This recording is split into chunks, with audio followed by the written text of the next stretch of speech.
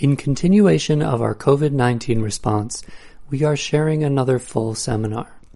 You can support our ongoing efforts to provide free and low-cost educational resources during this pandemic by making a donation on our website or a purchase in our audio and video store. We have extended our Stay Connected sale through May 31st, so you can still get 40% off everything in our store by using the coupon code CONNECT on the cart page before checkout.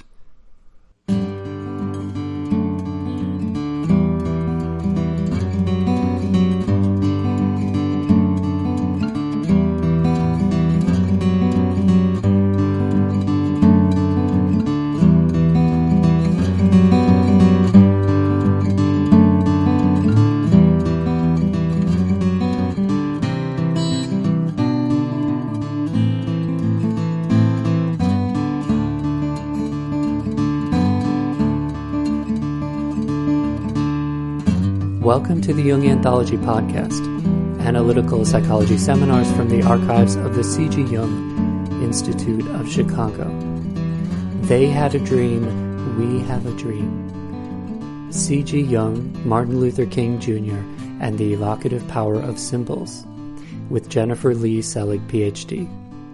Jung initially rejected the invitation to write Man and His Symbols, whose intention was to make Jungian psychology understandable to a general audience, but a dream convinced him otherwise.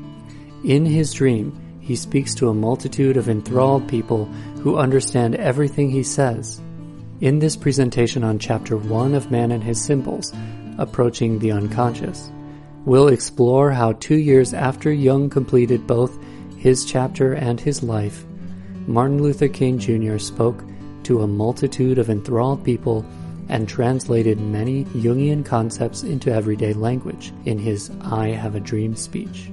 Jung's chapter is concerned with 4 major areas: the unconscious, dreams, archetypes, and symbols, all 4 of which we find illustrated and translated to a general audience in King's dream speech.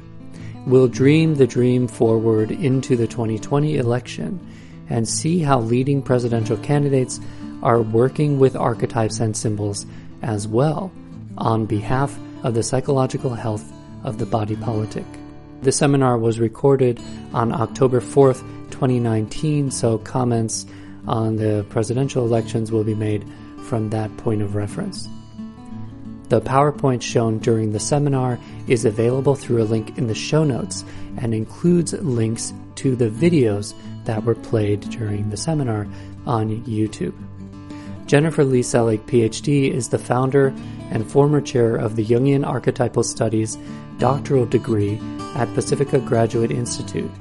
She has spent almost 2 decades researching, writing about, and presenting on Martin Luther King Jr., including her 2005 title, Integration: The Psychology and Mythology of Martin Luther King Jr. and His Unfinished Therapy with the Soul of America. Her latest books include Everyday Reverence, 100 Ways to Kneel, Kiss the Ground, and a co-authored volume titled Deep Creativity, 7 Ways to Spark Your Creative Spirit. More information is available at jenniferleigh.selig.com.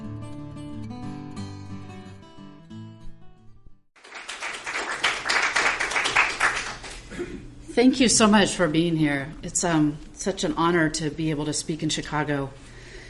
And particularly thanks to Victoria Drake and the program committee for making that invitation happen. One of my mentors is Richard Tarnas, a great philosopher and cosmologist, and he talked about the way to get a good piece of writing and research done is to sign up to speak. Because you get an invitation, and all you have to do is put together like a little paragraph, and you send it off, and you forget about it for a while, and then you have to produce something. And that has really worked for me for this talk. I've had so much fun in the last couple of weeks putting this together. I've learned a lot. I'm really excited to share this material with you. I'm also excited that we're doing this material in Chicago, since this city was so important in the civil rights movement, and the brief time that Martin Luther King lived here in 1966 was really so important to him and pivotal to his thinking about economic injustice and inequality and the connection with racial inequality. And then a little bit later, I'm going to talk about Barack Obama, which, of course, you know the connection there. So this is a really sweet place for me to be giving this talk for the first time. So I wanted to start with just a little orientation to who I am and how I came to this topic of bringing Jungian psychology into dialogue with Martin Luther King Jr. and the Civil Rights Movement. I was a high school teacher for the first 16 years of my career, and I was burnt out on the reforms that came in during the No Child Left Behind era, which took away all the courses that I was teaching and kind of dried up my soul and my passion for teaching. So I began to look for a way out, and that way out was to go get a PhD and move into teaching at the college level. And I began to look at different programs, and I synchronistically ran into Parabola Journal at that time. You know, Parabola. Pacifica used to advertise in the back of Parabola all the time. And so I found an advertisement for Pacifica. I thought I was teaching a course up until that time, and I thought I wanted to go into the myth program at Pacifica because I had been studying Joseph Campbell quite a bit. But when I got the catalog and I read about the depth psychology program, I was really intrigued, and I thought, I don't know what this is, but I want this. And that myth led me to depth psychology, and Joseph Campbell led me to the work of Carl Jung. So I came at it from him. So that's that area of interest. But I've always also been interested in the civil rights movement and Martin Luther King Jr., even though I had no firsthand experience of either, being born and raised in a sleepy agricultural town in Northern California in 1964. However, I did the math at one time, and I figured out that I was conceived right about the time of the March on Washington. I go back 9 months and 2 weeks before the March on Washington, or after the March on Washington. So my joke then became that, in trying to explain my interest in King, that while he was declaring, "I have a dream," on the East Coast, I was conceived on the West Coast, brought into this world with something at stake in helping to further that dream. In January of 2001, I was contemplating dissertation topics one weekend. It was almost at the end of my coursework at Pacifica, and it was King's birthday, and I did what I did every year on his birthday, which was to take down a book of his speeches and sermons to read. And that year I pulled down this book, Strength to Love, and I started reading it. And in one of his sermons, he mentioned Freud, which intrigued me. And by the way, I can make this PowerPoint available to you by PDF. I'll get your emails if you're interested, because there's going to be a lot of quotes on here, so I don't have to say quote, end quote all the time. So it's a long PowerPoint, so feel free to give me your email and I'll send it to you. So he mentioned Freud, and then in another essay he mentioned the psychologist Erich Fromm. And then I kept reading, and then I saw that he had mentioned Karen Horney, and he mentioned Alfred Adler. And so I got really curious. These were all people I had been studying at Pacifica. So I got curious about how much depth psychology King studied himself. And I was also curious how much it might have influenced or affected his thinking. And also, how might he have used depth psychological principles and practices to affect change during the civil rights movement? And in those questions, my dissertation topic was born. This is, Lynne mentioned the name, this is the book based on my dissertation work. I did bring some copies if anyone's interested in looking at one. So this brought together my interest in Jung and my interest in King into one place. So when I was trying to answer my questions and researching King's exposure to depth psychology, I turned to look at his college transcripts to see what he might have studied. He was a sociology major, and he took his first college psychology course in the 1945-1946 school year during his second year at Morehouse College. And that was a course called General Psychology, for which he received a grade of a C. The following semester, he took a course called Educational Psychology from the same professor and received the same grade. In 1946-1947, he took a course in Social Psychology, and he got a B in that one, so he was improving. to his credit, he went to college at about 15 years old, 16 years old. He skipped some grades, so we can give him a pass on those C's. He also took other courses in sociology and philosophy, where he might have also bumped into psychological thinkers. So perhaps the most interesting reference to depth psychology from that time comes from a paper King wrote for George Davis's class on the religious development of personality. And there King reviewed a book called Personality, Its Study and Hygiene by Winifred V. Richmond. Is that name familiar to anyone? You heard it? I can't even find the book online. It was popular at that time then, yeah. So in this essay that he wrote, he said the greatest impression that the book made on him, the deeper insight it gave me into the psychological theories that I heretofore scorned. And he said, in particular, this was the first time that I was able to read the psychologies of Freud and John Watson with a degree of objectivity. I had read Joshua Liebman's Peace of Mind, and even he was unable to convince me that there was any truth in Freud. But now I am convinced. It is probably true that the basic facts of Freud and Watson are correct, notwithstanding the fact that their bias had conditioned what they observed. I am now willing to admit that they discovered new continents and new areas that had for centuries been overlooked. No one can observe human personality objectively without admitting the truth of many Freudian and Watsonian theories.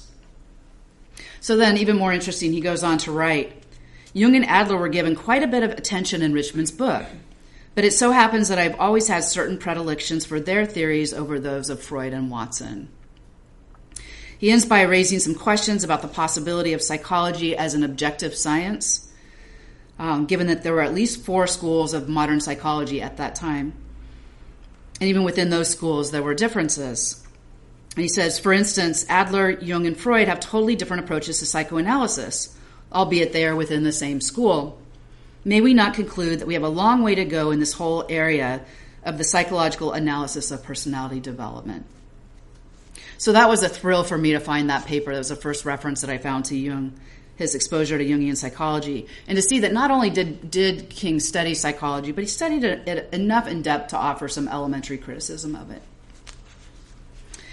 A number of years ago, I was able to meet one of King's classmates at Morehouse, who's still living, and I asked him about King's exposure to Jung because I couldn't track anything else down. And he mentioned a professor there that had a certain predilection for Jungian psychology that they both had and studied under. He couldn't remember the name of that professor, but it was an informal study as well as a formal study, so they got together and studied Jung's theories. So it's clear that Jung was exposed to and maintained a preference for Jungian psychology in his late teenage years. This is when he was studying at Morehouse, since he went to college so early. And those, obviously very impressionable years.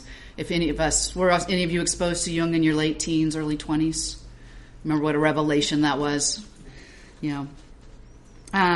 So my dissertation writing and my subsequent research on King has explored what I call cultural therapy, or how Jungian ideas can be applied to social healing and transformation, using King and the civil rights movement as my case study.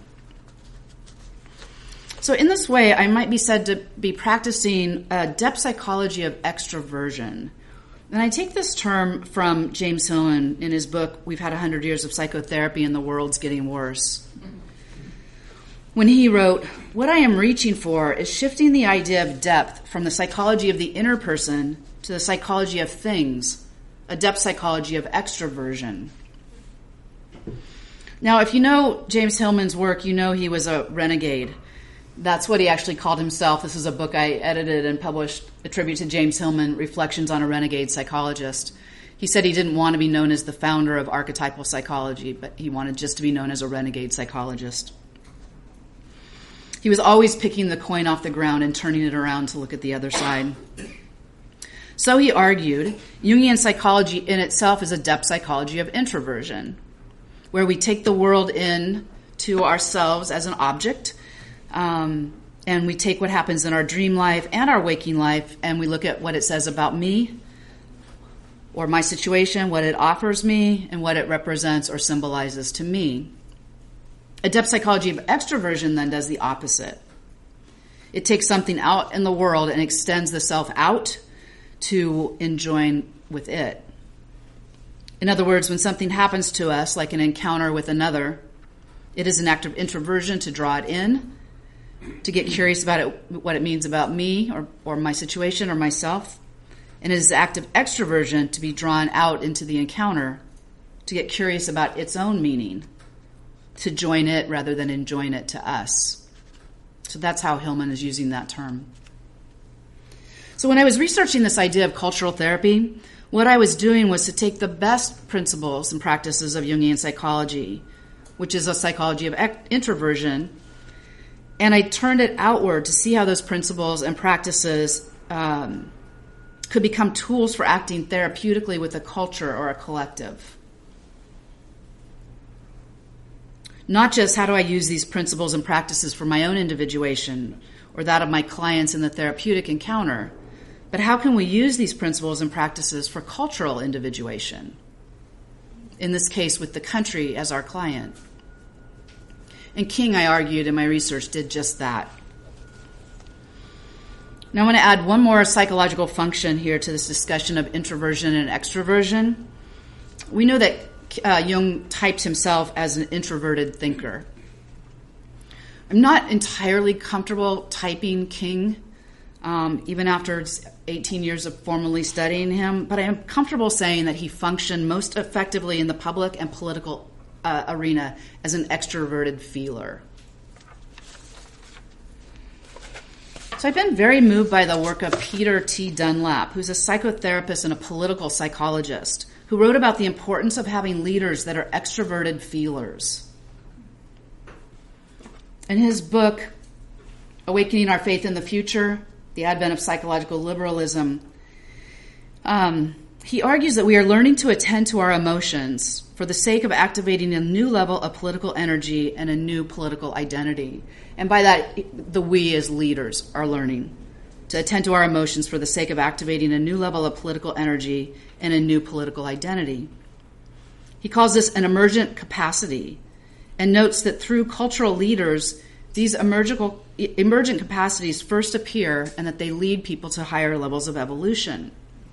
And his term for this is affect freedom, which he defines as the capacity to experience and use a full range of emotion for the psychological, political, and moral needs of one's time. And he quotes the sociologist and psychologist Aftab Omer, saying that cultural leaders are able to transmute how they are personally affected by the culture into creative action that midwives the future. In Dunlap's own words, cultural leaders are able to use emotions to connect to and motivate a new constituency and a new social movement. There's a real preference for extroverted feeling over extroverted thinking, that it's the extroverted feeling that's motivational rather than the extroverted thinking. And these cultural leaders are able to tap into the imagination of the people, and activate images of the future that are commensurate with the crises we face and would provide the necessary glue that would allow us to bind ourselves to one another in a new level of moral and civic collaboration, which I think is a really important idea. So I'm going to read it one more time. That these leaders are able to tap into the imagination of the people and activate images of the future that are commensurate with the crises we face and would provide the necessary glue that would allow us to bind ourselves to one another in a new level of moral and civic collaboration. And when I read that again, you can hear where I'm going with King, as that's certainly something that King was able to do. So in summary, they do that through extroverted feeling, displaying their emotions and their values in the public arena, allowing their listeners and followers to do the same, allowing and encouraging their listeners and followers to do the same. Where their listeners and followers and constituents experience affect freedom and are able to use those affects in a creative way to affect social change. King did this brilliantly during the civil rights movement. And this is not to say that he used emotion over logic, that he utilized feeling over thinking. He was an intelligent man who used rational argument all the time. His famous letter from Birmingham jail is a rhetorical masterpiece of rational thinking. But it is to say that when he combined the rational and the emotional, his rhetoric soared, and he reached a place of transcendence. In Jungian terms, we might say that out of the tension of opposites between the rational and the emotional, between thinking and feeling, he was able to display the transcendent or activate or enact the transcendent function.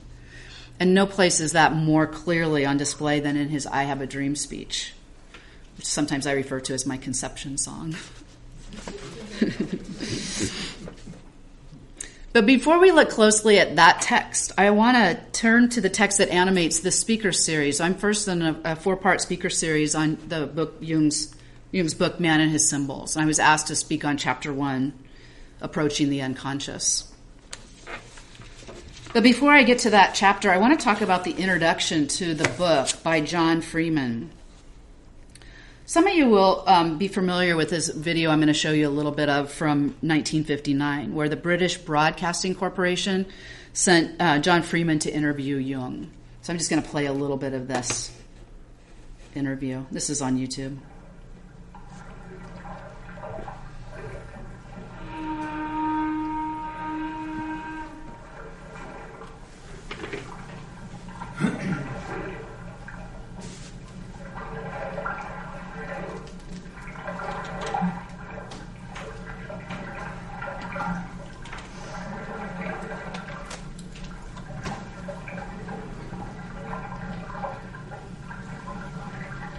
Switzerland. Carl Gustav Jung, born in 1875. With Freud, one of the founding fathers of modern psychology. Still working at 84, he is the most honored living psychiatrist, and history will record him as one of the greatest physicians of all time.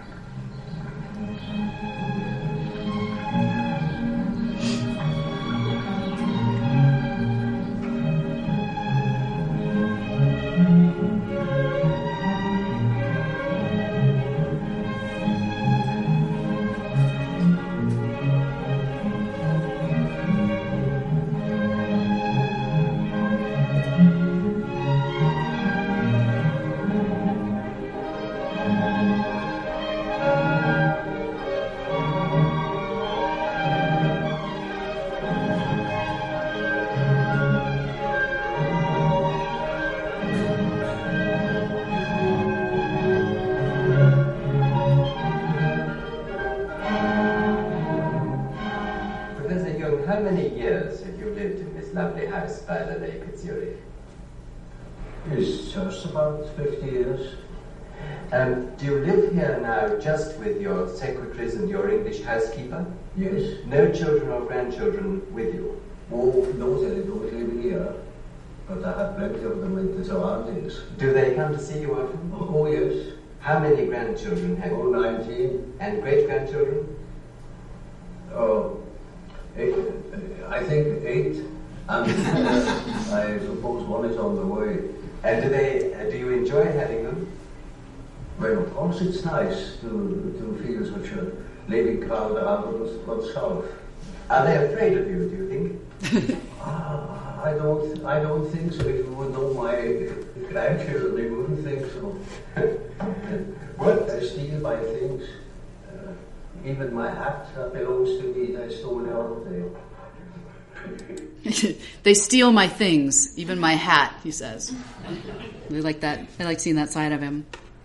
So there was another man named Wolfgang Foges, I think. I don't know how to pronounce that, but he was a managing editor at a publishing company, and he saw this video. And he contacted Freeman to elicit his help in convincing Jung to write a book that would be easy to read, since Jung's not so easy to read, more for the general public. This is 1959. So Freeman went back to Zurich to meet with Jung, talked to him for 2 hours trying to convince him to write this book, at the end of which time Jung said no. And he gave 2 reasons for that. He said he was old and tired and didn't want any long-term commitments like this. And this is 2 years before his death, so he's sensing the long-term commitments not in the cards for him. And he also said he had never tried to popularize his work, and he wasn't sure he could do so now. But then Jung had a dream.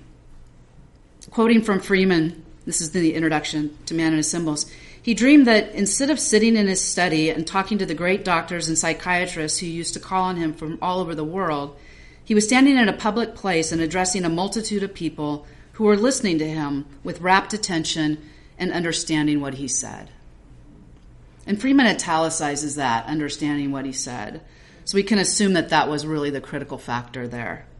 And we know from Jung's letters and publications that he's oftentimes talking about being misunderstood, that no one understands him. So this is it was important for him, obviously. You can see why that idea might even be healing for him at the end of his life, to be understood.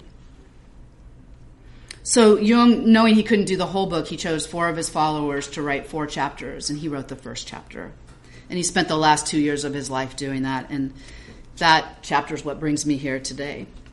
And I wanted to summarize this backstory because I'm building towards this argument that 2 years after Jung's death, it was Martin Luther King who stood in a public place, in this case in front of the Lincoln Memorial on the Mall in Washington, D.C., and he addressed a multitude of people.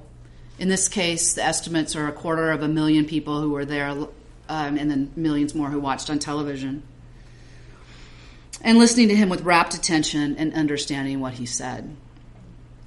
And though King never mentions Jung or names any Jungian concepts in that speech, we'll see shortly how Jungian informed King's speech really was. Indeed, I'm going to argue that the I Have a Dream speech, which an organization named American Rhetoric has listed as the #1 speech in the 20th century, that it is the #1 speech of the 20th century because it makes use of the 4 key ideas in Jung's chapter, which is the unconscious, dreams, archetypes, and symbols, coupled with a discussion of the importance of the feeling function, the extroverted feeling function. And we all know how much psychological power that we tap into when we work more consciously with these 5 areas, personally and therapeutically. But of course, as I suggested earlier, also culturally and politically. So we'll look at how King did it in 1963. But I want to bring this idea forward to 2019 and 2020. So we'll use some of our time together this afternoon in looking at how our current presidential candidates are tapping into those 5 Jungian superpowers, we could call them, or not tapping into them to their benefit or detriment. Now, I'm aware that when Jung talks about dreams, he's referring to those visitations that come during sleep, where imagery from the unconscious presents itself to us. And that's what he's talking about in the book, primarily. So when King repeats, I have a dream, he's referring to a different kind of dream. But still, he is presenting imagery to us, this imagery from the dream of America, or the dream of some Americans, most or many Americans. And we can work with the imagery from the dream in the same way we can work with the imagery from a sleeping dream. Perhaps in my language earlier, we can call his dream an extroverted dream versus the more introverted ones we have in our sleep. In this way, his dream is our dream, one of the many dreams of America. And we can look at the imagery of the dream for its teleology, for what it's pointing us toward, for how America itself may be individuating, or the impulse of America to individuate. So we're going to listen to the dream, but before we do, I want to give you just a little history about it. There's someone very influential behind the I Have a Dream speech, someone without whom we wouldn't have heard that I Have a Dream refrain on that sweltering August day in 1963. And that's the gospel singer, Mahalia Jackson. Jackson first met King in 1956 at a National Baptist Convention, and she later agreed to sing at the Montgomery bus boycott fundraiser. After that, she frequently went to rallies and fundraisers, even going with King into some of the more dangerous areas in the South in order to support him. I want to show you a really sweet video of the two of them together.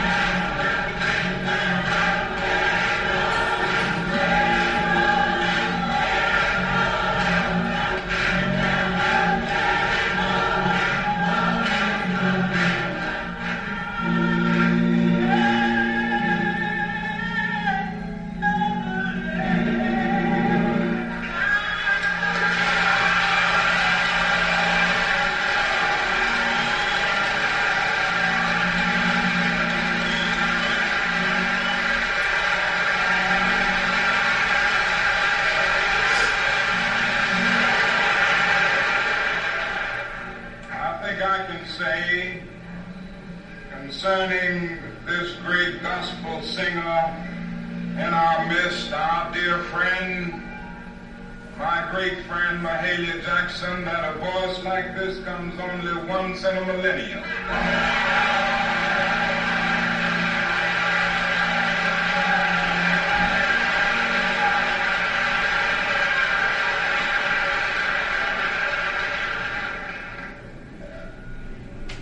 If there is any doubt in anybody's mind concerning whether we have a movement here in Chicago, you ought to be in this church tonight.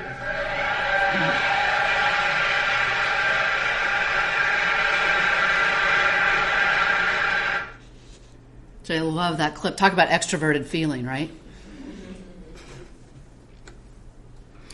So they were compatriots in the movement. I mean, he's obviously so pleased to be in her company. It's really sweet. And they were friends as well. And on a more personal and private note, he used to call her on the phone when he was down and depressed and ask her to sing his favorite song, his favorite gospel song, which was "Precious Lord, Take My Hand." And if you've seen the movie Selma, they recreate that scene in the movie where he calls her on the phone. And it's particularly poignant to bring that up because the very last words King spoke before he was assassinated on the balcony of the Lorraine Motel was to a singer, Ben Branch, who was down in the parking lot. And he said, "Ben, make sure you play 'Take My Hand, Precious Lord' in the meeting tonight. Play it real pretty." And then he was shot. And Mahalia Jackson sang that song at his funeral, and so did Aretha Franklin. You can see both of those clips on YouTube as well. So hold this connection between King and Jackson for a minute, because I want to come back to it. But let me talk about King's speech that day on the March on Washington. He knew he only had 5 minutes to give his speech, and he was torn between two metaphors. One metaphor is the metaphor of the bad check, saying that America had given black people a check for freedom that they had defaulted on. Or to use the dream metaphor, the dream of racial equality. And he had actually given parts of that I Have a Dream speech before, so a couple times before, so he knew that went over well. And he thought he didn't have time to use both of the metaphors, so he settled on using the image of the bad check, thinking that it was a more low-key, he used the term low-key metaphor, and that it was appropriate for the March on Washington, given that it was going to be an integrated crowd. So he was delivering that speech on the bad check as planned up until a point. So I want to play you that, and then I'll stop it at the point in which he changes.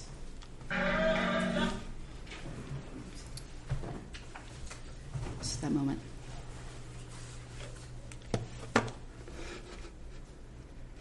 And as we're listening to this, if you can just listen for sure, but if you want to jot down any images, symbols that you hear in the speech, because we'll be looking at those more closely after we move through this first part. Yeah. Also about Mahalia Jackson, one of the icon songs is "You'll Never Walk Alone," and I remember when Barbra Streisand sang that the day that the Twin Towers fell. It was very powerful. It was all equated to Mahalia Jackson and that anthem, and how Barbra sang, symbolizing the moment that we're living. Yeah. Exactly that moment of the towers falling, right, and how we all felt the moment, and then when she was singing. I remember very powerfully that. And again, it's a Mahalia Jackson song. Beautiful. Which is sung so many times. It's a gospel. Right. I don't know. And Barbra did it in such a beautiful way. Very powerful and representing, symbolizing where we were at that point. Yeah, and holding the feeling function for the right, and allowing other people to feel through the music. Yeah, thank you. Yeah. Okay. So we'll listen to this, and then I'll tell you another bit of a story, and then we'll take a break and come back to the second part of the speech. Where's me?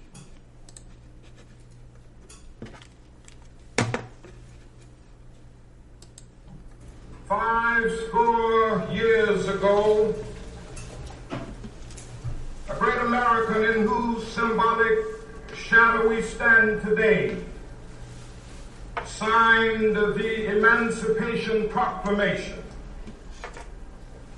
This momentous decree came as a great beacon light of hope to millions of Negro slaves who had been seared in the flames of withering injustice. It came as a joyous daybreak to end the long night of their captivity. But 100 years later, the Negro still is not free. 100 years later, the life of the Negro is still sadly crippled by the manacles of segregation and the chains of discrimination. 100 years later, the Negro lives on a lonely island of poverty in the midst of a vast ocean of material prosperity. 100 years later, the Negro is still languished in the corners of American society and finds himself in exile in his own land. So we've come here today to dramatize a shameful condition. In a sense, we've come to our nation's capital to cash a check. When the architects of our republic wrote the magnificent words of the Constitution and the Declaration of Independence, they were signing a promissory note to which every American was to fall heir. This note was a promise that all men, yes, black men as well as white men, would be guaranteed the unalienable rights of life, liberty, and the pursuit of happiness. It is obvious today that America has defaulted on this promissory note insofar as her citizens of color are concerned. Instead of honoring this sacred obligation, America has given the Negro people a bad check, a check which has come back marked insufficient funds.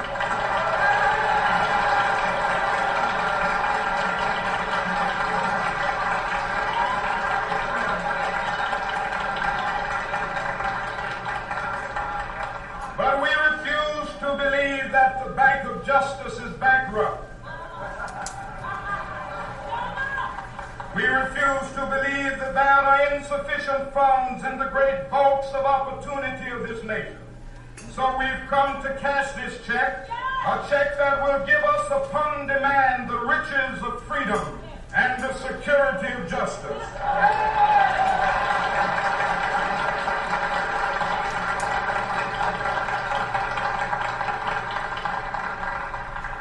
We have also come to this hallowed spot to remind America of the fierce urgency of now. This is no time to engage in the luxury of cooling off or to take the tranquilizing drug of gradualism.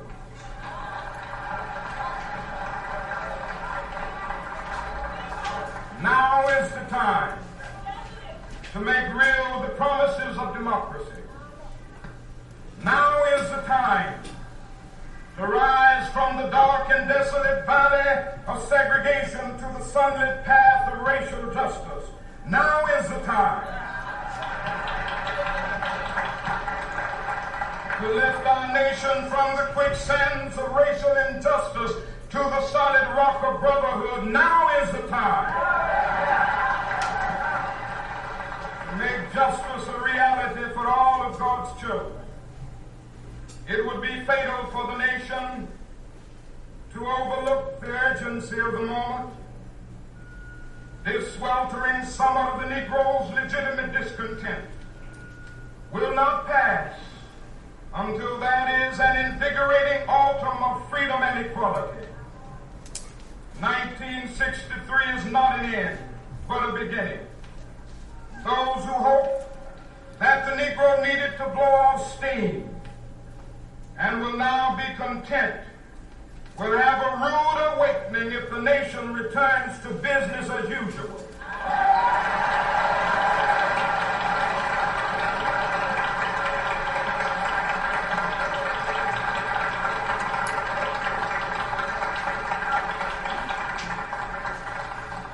There will be neither rest nor tranquility in America until the Negro is granted his citizenship rights.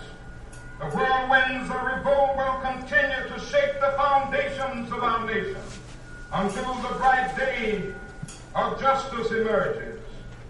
But that is something that I must say to my people who stand on the warm threshold which leads into the palace of justice. In the process of gaining our rightful place, we must not be guilty of wrongful deeds. Let us not seek to satisfy our thirst for freedom by drinking from the cup of bitterness and hatred.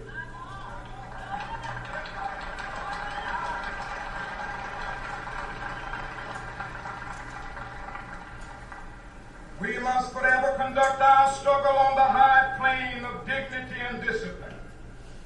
We must not allow our creative protests to degenerate into physical violence. Again and again, we must rise to the majestic heights of meeting physical force with soul force. The marvelous new militancy which has engulfed the Negro community must not lead us to a distrust of all white people. For many of our white brothers, as evidenced by their presence here today, have come to realize that their destiny is tied up with our destiny.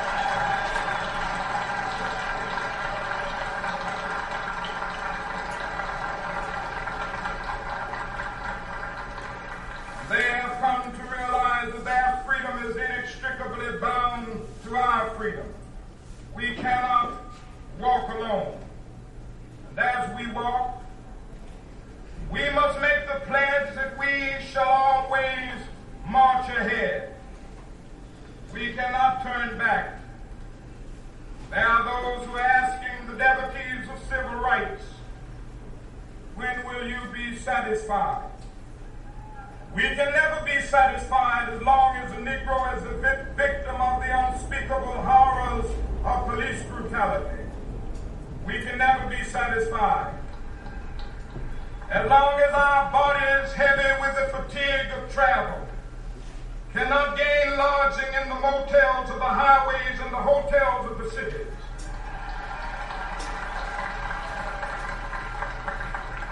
We cannot be satisfied as long as the Negro's basic mobility is from a smaller ghetto to a larger one. We can never be satisfied as long as our children are stripped of their selfhood and robbed of their dignity by signs stating for whites only.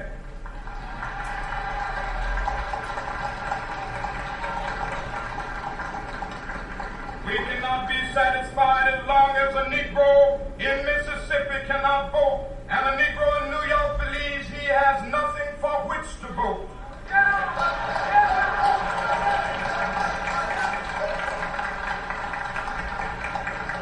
Nor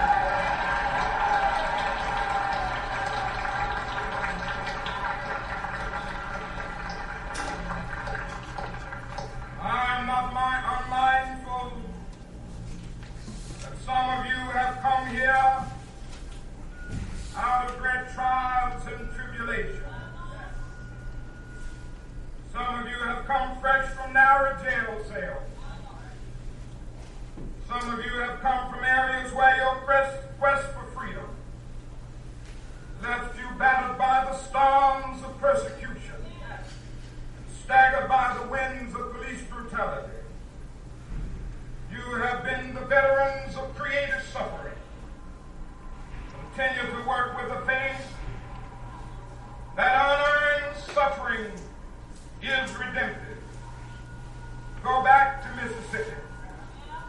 Go back to Alabama. Go back to South Carolina. Go back to Georgia.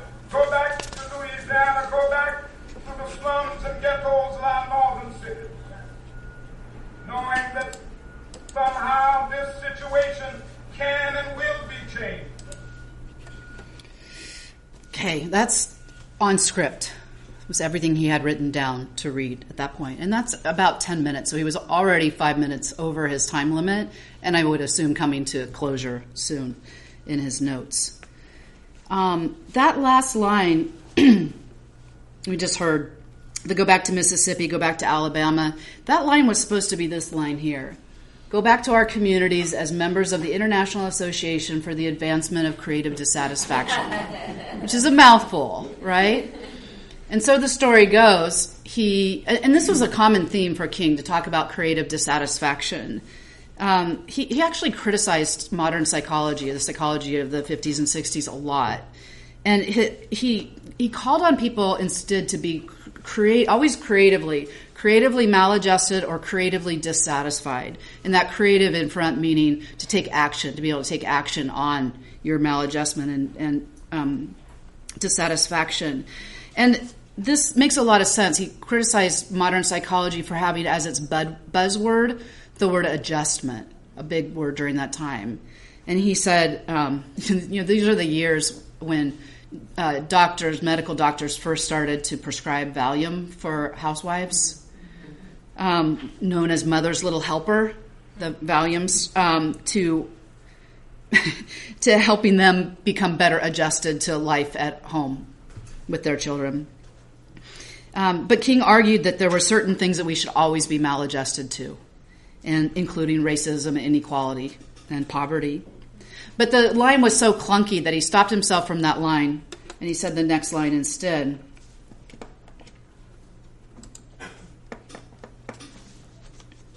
Naming the cities in the South and then also the slums and ghettos of our northern cities, knowing that somehow this situation can and will be changed. And it's at that moment when he delivers this line that Mahalia Jackson, who's right here, says, "Tell them about the dream, Martin. Tell them about the dream." So she'd obviously heard an iteration of that dream speech before and knew that it was called for in that moment. King's advisor, Clarence Jones, was there on the stage as well, and he recalled that moment. He said, King looked over briefly at Jackson, and then he takes the text of the written speech that's been prepared, and he slides it to the left side of the podium, grabs the lectern, looks out on more than 250,000 people there assembled. And Jones remembered turning to the person next to him and said, "These people out there, they don't know it, but they're about ready to go to church." So you ready to go to church with him?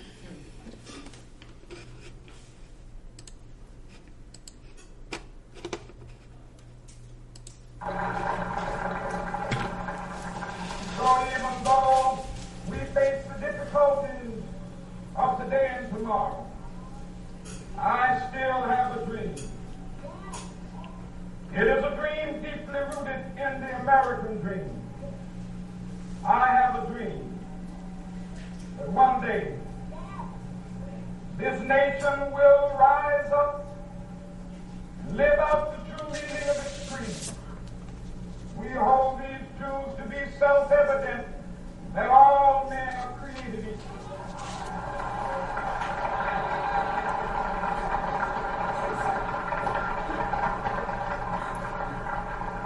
I have a dream that one day on the red hills of Georgia, the sons of former slaves and the sons of former slave owners will they be able to sit down together at the table of brotherhood. I have a dream that one day, even the state of Mississippi, a state sweltering with the heat of injustice, sweltering with the heat of oppression, will be transformed into an oasis of freedom and justice. I have a dream. My four little children will one day live in a nation where they will not be judged by the color of their skin, but by the content of their character. I have a dream today.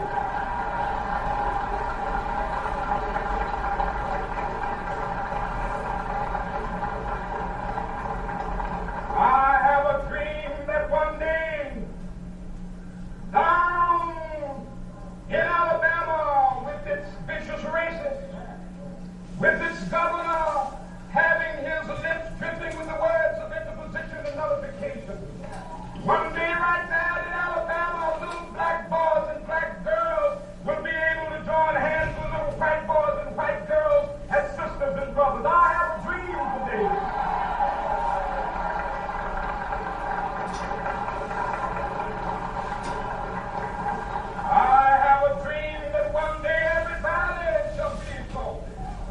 Every hill and mountain shall be made low, the rock places will be made plain, and the crooked places will be made straight, and the glory of the Lord shall be revealed, and all flesh shall see it together. This is our hope. This is the faith that I go back to the South with. With this faith, we will be able to hew out of the mountain of despair a stone of hope. With this faith, we will be able to transform the jangling discords of our nation into a beautiful symphony of brotherhood. With this faith, we will be able to work together, to pray together, to struggle together, to go to jail together, to stand up for freedom together, knowing that we will be free one day. This will be the day. This will be the day when all of God's children be able to sing with new meaning, my country tears of thee. Sweet land of liberty of thee I sing. Land where my fathers died, land of the pilgrims cry. From every mountainside, let freedom reign. And if America is to be a great nation, this must become true. So let freedom reign. From the prodigious hilltops of New Hampshire, let freedom reign. From the mighty mountains of New York, let freedom reign. From the hiking Alleghenies of Pennsylvania, let freedom reign. From the snow-capped Rockies of Colorado, let freedom reign. From the curvaceous slopes of California. But not only that, let freedom reign from Stone Mountain of Georgia. Let freedom reign from Lookout Mountain of Tennessee. Let freedom reign from every hill and molehill of Mississippi, from every mountainside. Let freedom reign, and when this happens, when we allow freedom reign, when we let it reign from every village and every hamlet, from every state and every city, we will be able to speed up that day when all of God's children, black men and white men, Jews and Gentiles, Protestants and Catholics, will be able to join hands and sing in the words of the old Negro spiritual, free at last, free at last, thank God Almighty, we are free at last.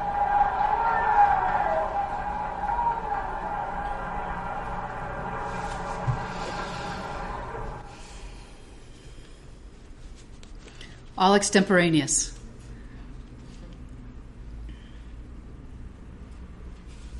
So Clarence Jones says, I've never seen him speak the way I saw him on that day. It was as if some cosmic transcendental force came down and occupied his body. It was the same body, the same voice, but the voice had something I had never heard before. Jones called it the transformation from a lecturer to a preacher in that moment when he makes the shift into the dream. In that moment when he starts the I have a dream refrain, the speech becomes the speech. It becomes what we would call maybe a big dream or a numinous dream. And it certainly altered King's power and presence in the country. I'll play for you just a second of Clarence Jones saying this. The truth eventually comes out.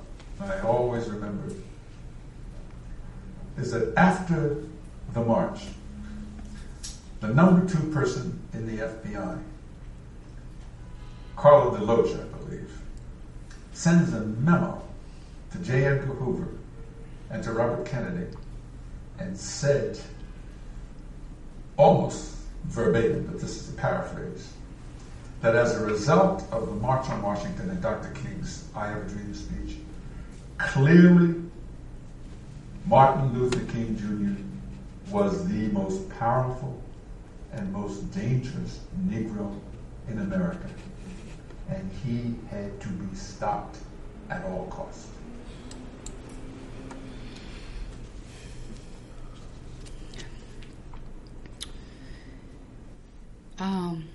So I want to move into looking at Jung's chapter then and go through looking at archetypes and the unconscious and dreams more specifically. But maybe we can take a break before we do that.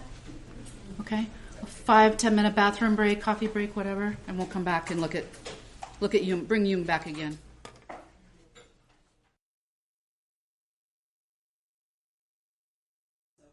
You got the special ones. Before we go looking at Jung, though, and do kind of a close reading of that chapter, any comments or questions on where we've been so far? Please. It's very heartening to come here this afternoon and listen to you speak about this topic in particular. On my way here, as I was driving, I was listening to BEZ, and Worldview was on with Jerome McDonald. And he had a professor from Northwestern University who was speaking about his research of how civilizations decline.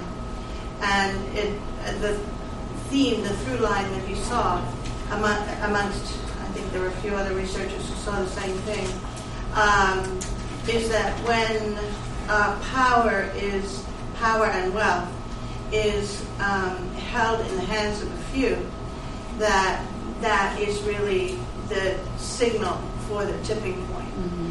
And I think what we're addressing here today is, does it really have to come to that? Do we really have to keep, do civilizations have to keep crumbling for the chaos to, reorganize that state of affairs? And I think what's being suggested here is that it really has to do with consciousness. And I know that's what Jung was talking about, mm-hmm. but Martin Luther King as well. And I think it's wonderful that Martin Luther King is being compared or partnered with Carl Jung, because the soul of America is so affected by the Black experience. It is so shaped by it. It is so deepened by it. It is so tragically deepened by it, but so beautifully deepened by it. And to have that come to the surface, it's a painful reaching.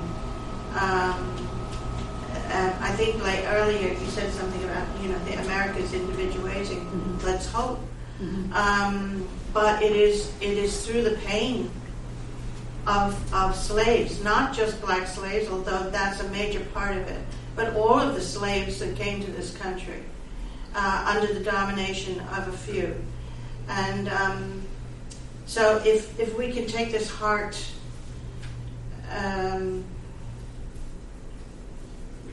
and really integrate it into our own lives, and make political change from that level, rather than blowing something up. Thank you. Yes. As I've been listening to this, I'm thinking back to my years doing my master's in social work at the University of Chicago, and I'm frustrated that we studied none of King's work, including what was in Chicago. Wow. And we studied nothing of Carl Jung. And it's, which is less surprising, truly, that you study less of Jung than you didn't study King. But it's frustrating because there's so much to offer in so many different angles, whether they're doing a neoliberal perspective, they're doing a research perspective, they're doing a conservative perspective. King's life and his work would greatly inform that. And I think that they're doing the city as well as the profession a great disservice by not including his work. Amen. Yeah, I think so. I've studied, I've been with King since 2001 formally. And I feel like there's no social issue that comes up that he does not have words of wisdom to bring to it and practices to bring to it. It's, his opus of work and the expanse of his work is amazing. It struck me that when you said that in this pivotal speech, that King went from a lecturer to a preacher. I know you were quoting something. Yeah. Because that's also been said of Jung, that he really wanted to be more in the spiritual path, and that the book of his Job's response, his response to Job, was one of his favorites because he just got to be unequivocally spiritual, and instead of having to be a psychologist and philosopher. And so I think I never really put together that pairing, but that there has to be, like you said, the extroverted feeling, but it's also like the spiritual aspect informed by the academic, by the intellect. Would you say that commonly would go together with some of the extroverted feeling in these public speakers? That switch from intellect to kind of like more of a numinous involves some sort of spirit, but there's also a certain amount of feeling or value that. Yeah, I think so. It's interesting. In my book, I talk about Jung's essay on therapists and the clergy, where he's really talking about how they sort of serve as the same function, one inside of the church, obviously, and one outside of the church, but that they're very similar. And I think Jung took the therapist and King took the clergy, but they're both doing very similar work of healing.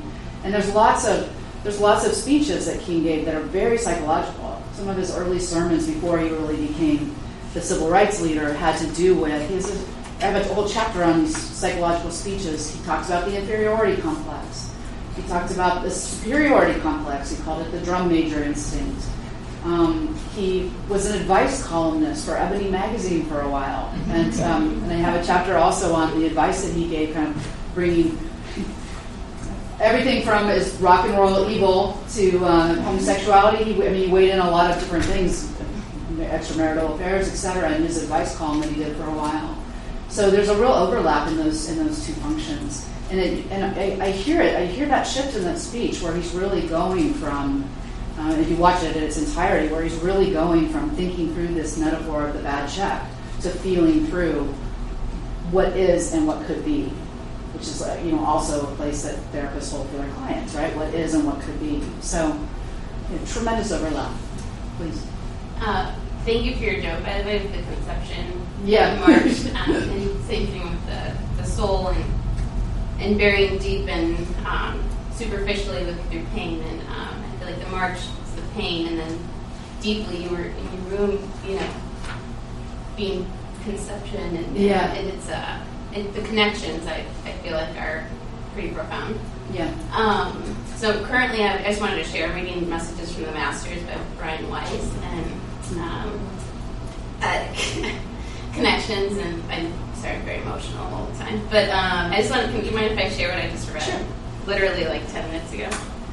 So he said, I had a dream about compassion and cooperation in our communities. I could see the buildings and the people of an ideal village, and I felt their dedication to social responsibility, to helping their neighbors. This is what makes a real community, what can transform our communities into a paradise, the way this world was intended. When we forget or are unaware, then people seek power, wealth, celebrity status, and privilege, instead of compassion and cooperation. There exist hierarchies and the slavery of class differences. So deeply with slavery and civil rights, but I think individuality with ourselves, to be prisoners to ourselves, I think, is my connection. Yes, beautiful. Yeah, King called that the beloved community. It's kind of this utopian idea of community coming together. And in the beloved community, we would not have economic injustice, or we would not have power over, and we would not have hierarchies like that. Right. And I'll get into the speech and talk about how he levels the hierarchies inside of the speech itself. I do like when you're talking about 2020, because that's what drew me to come here to begin with, because I think it's interesting when I read, I saw that interview about Jung in 1959, and then also Martin Luther King. In our times now, I can see the correlation that it feels like, almost like that very fine zone of dark and light, because I feel like we're living in very dark times, and almost like the light's going to come back again, but it feels very, very, cyclically speaking. And so when I read that, I was like, I'm having that same feeling of wanting to something light, because it feels very dark, feels very heavy. Yes. And when you see that I Have a Dream, just like when you read about Jung talking about in 1959 how he was very discouraged because the world turned into nuclear, and it's there's a heaviness, there's a darkness looking for a light, and I think that's the parallel that I see we're living right now, moving forward to 2020. Yeah, thank you. Well, I was hoping that whoever is listening to this from the future, that your future is brighter than now. we are in dark times. I mean, it was even in the last couple of weeks trying to think about the 2020 presidential election, given what's happened and the speed of which it's happening. Was difficult to kind of nail down what I wanted to say about that, and I'll get to that at the end. But I want to go through this speech in Jung's work a little bit more.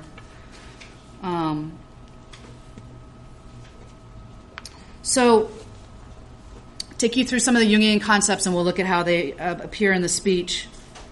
So Jung calls dreams more poetic than rational concepts, which is interesting even in looking at this. That the bad check is a rational concept. The Bank of Justice being bankrupt, etc. It's a rational concept, but this, when he moves into the dream, it's a poetic rational concepts, but still the second part of the speech is where the poetry is, in the dream. And Jung says this is what dream language does. Its symbolism has so much psychic energy that we are forced to pay attention to it. If you watch the whole speech, you can see the audience at the March on Washington a little. It takes they're a little. I mean, it's hot, and they've been there for a long time.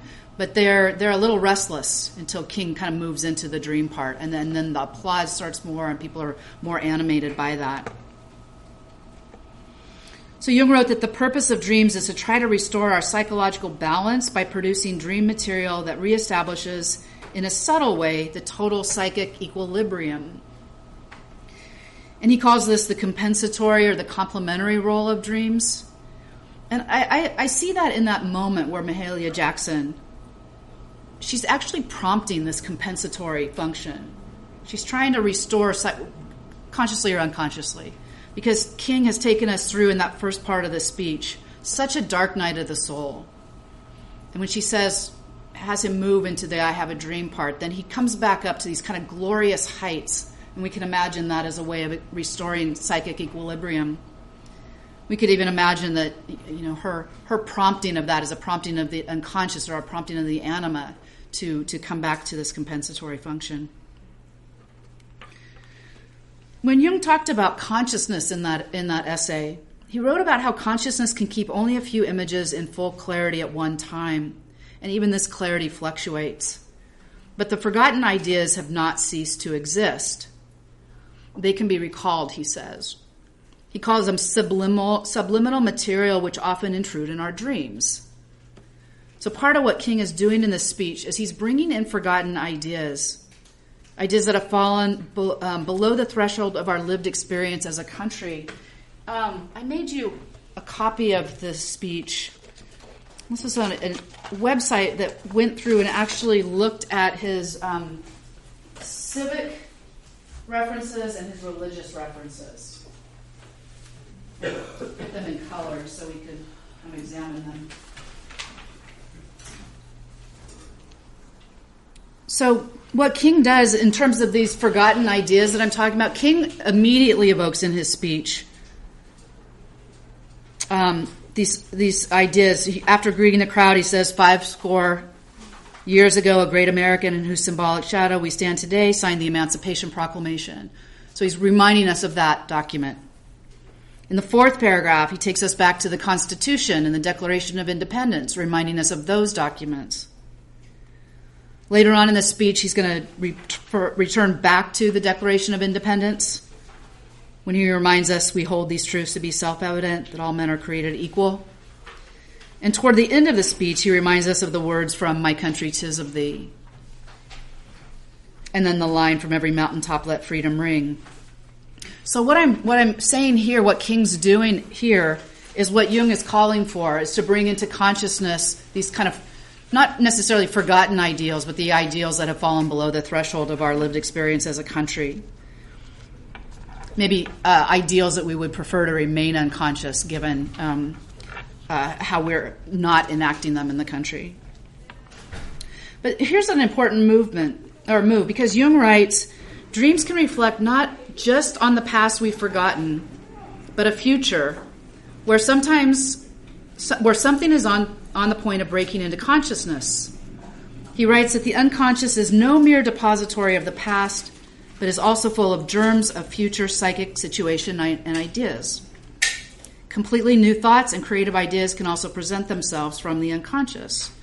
And he writes, the images and ideas that dreams contain express new thoughts that have never yet reached the threshold of consciousness. So this is what I'm imagining the second half of the speech really does. The second half points to those germs of future psychic situations and ideas. Ideas like black children being judged by the content of their character. Ideas like Jews and Gentiles and Protestant and Catholics joining hands. And ideas like freedom ringing not only in the mountaintops of the north, but freedom ringing in the southern mountaintops in the country. So these are these new ideas he's bringing forth through his dream, these ideas into our national consciousness. I'm talk about symbols a little bit here, which Jung also explores in depth in that chapter. Jung says of symbols that they have a wider unconscious aspect that is never precisely defined or fully explained. Nor can we hope to define or explain it. As the mind explores the symbol, it is led to ideas that lie beyond the grasp of reason. And it's really interesting in this essay, Jung really criticizes reason. He has a line, our present lives are dominated by the goddess reason, which is our greatest and most tragic illusion. Again, arguing for this feeling function I'm arguing for. So Jung is talking about how symbols are never only rational or capable of being grasped fully by the reasoning mind. There's something irrational about symbols, indefinable, emotional, and capable of touching the unconscious and stirring the emotions. And King's dream, of course, is full of symbols. It's chock full of symbols. In his essay, Jung talks about symbols that are individual and symbols that are collective in nature. The collective symbols, he writes, are chiefly religious images. And King makes use of so many religious symbols and images in the speech, and those are also marked for you in the text. I put on the last page of the text, the website where I pulled this from, because if you pull this up from the website, you can hyperlink to all of those religious images and symbols, and it'll take you to the place in the Bible where that's a reference to. So you can see that using collective religious symbols. So those are the ones marked in blue. So I went through the speech and I pulled out all of this, what I would say are the symbolic images, and have them here for you. And it's amazing. Just give you a second to kind of take that in if you can see it clearly.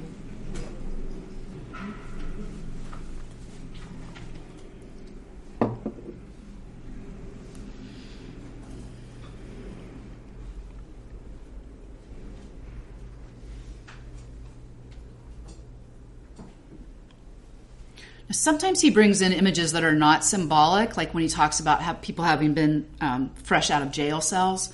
I don't put the jail cells on here. It's an image, but it's not a symbol. It's actually true. People were in jail cells, so it's literal and not emotional or irrational in the way that symbols are.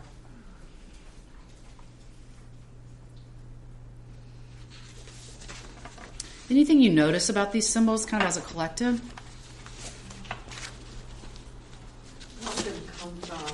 Sensibility of nature, the natural world. Did I plant you in the audience to say that?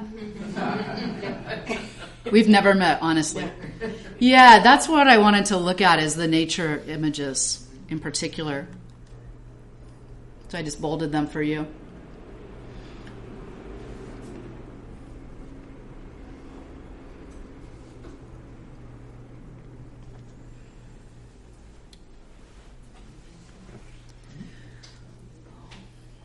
So in his essay, Jung writes about nature archetypes. He says nature archetypes seem to hold a collective spell. He says this of symbols too, that cultural symbols or collective images retain original numinosity or spell that can evoke a deep emotional response in some individuals. Archetypes, he writes, are at the same time both images and emotions.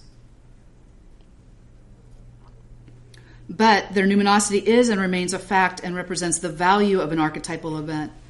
This emotional value must be kept in mind and allowed for throughout the whole intellectual process of dream interpretation. He calls psychology the only science that has to take the factor of value, i.e. feeling, into account and give due consideration to feeling. So here, King again offers credence to Jung's theory, using so many nature archetypes to really evoke a certain spell on the audience.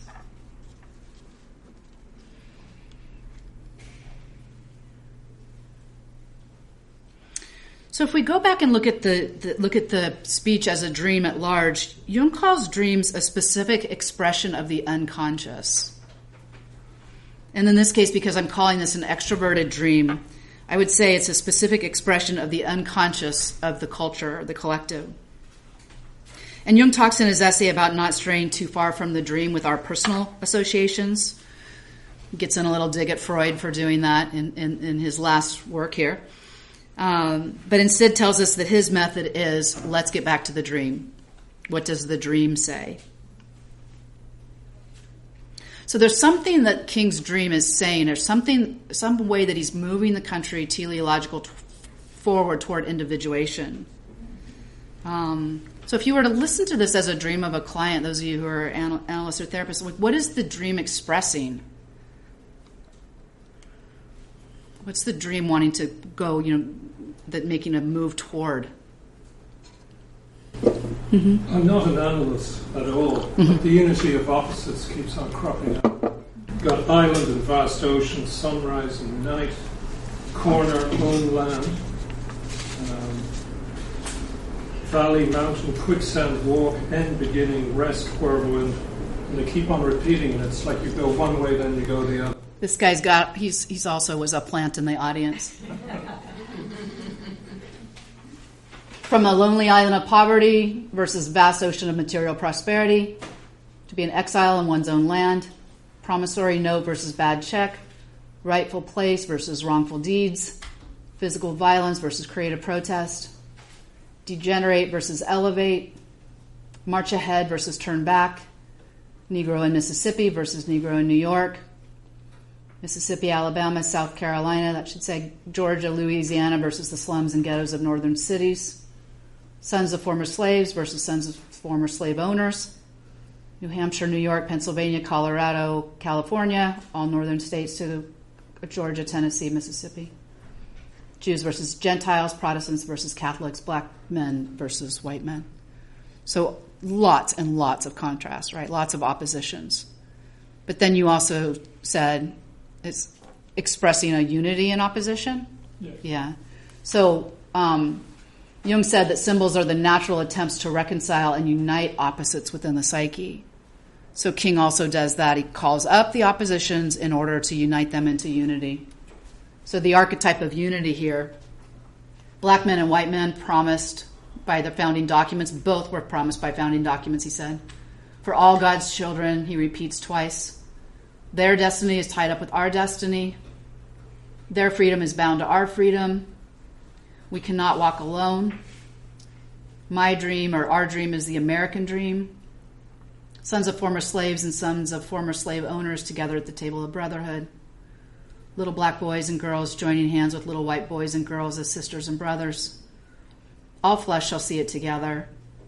We will be able to work together, to pray together, to struggle together, to go to jail together, to stand up for freedom together.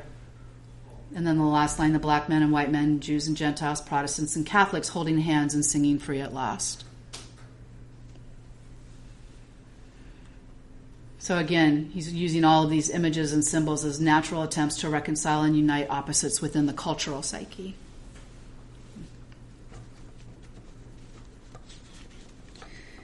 I also think we can see in here, Jung talks about archetypes in that chapter as well. I also think we can see The archetype of transformation is present in the dream. From one thing to another. Flames of withering injustice to great beacon of light. Long night of captivity to joyous daybreak. Dark and desolate valley of segregation to sunlit path of racial injustice. Yeah, it's image after image after image, right? He's not just saying we want to transform the culture.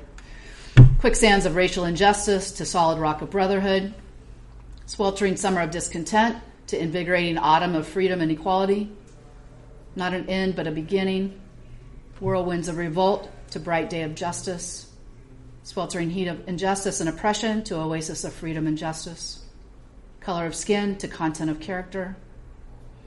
Valley exalted, hill and mountain made low. That's that hierarchy I was talking about. There's a lot of, the valley will come up, the hill will be made low, rough places will be made plain, crooked places made straight.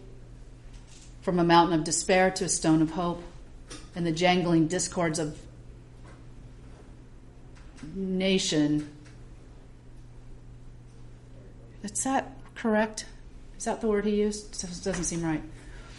Oh, the jangling discords of the nation to a beautiful symphony of brotherhood. So lots of the archetype of transformation in here as well.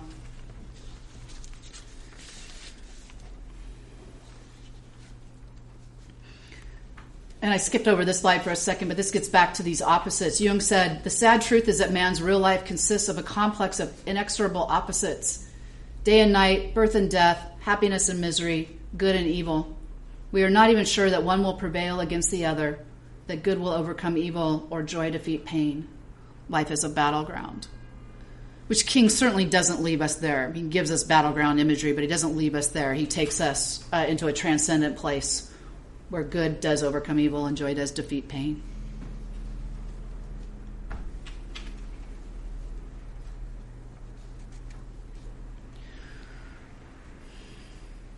But that's also the preacher on Martin Luther King, right? The preacher when he brings to that spiritual place.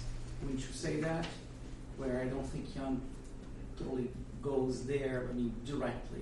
He may go directly in some level, but not directly like King does. Yeah, and it may be because they have different goals. Certainly King's goal in this speech is to inspire.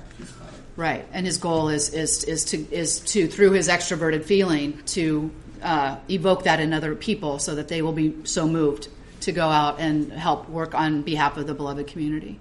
So I think their goals are different in that sense.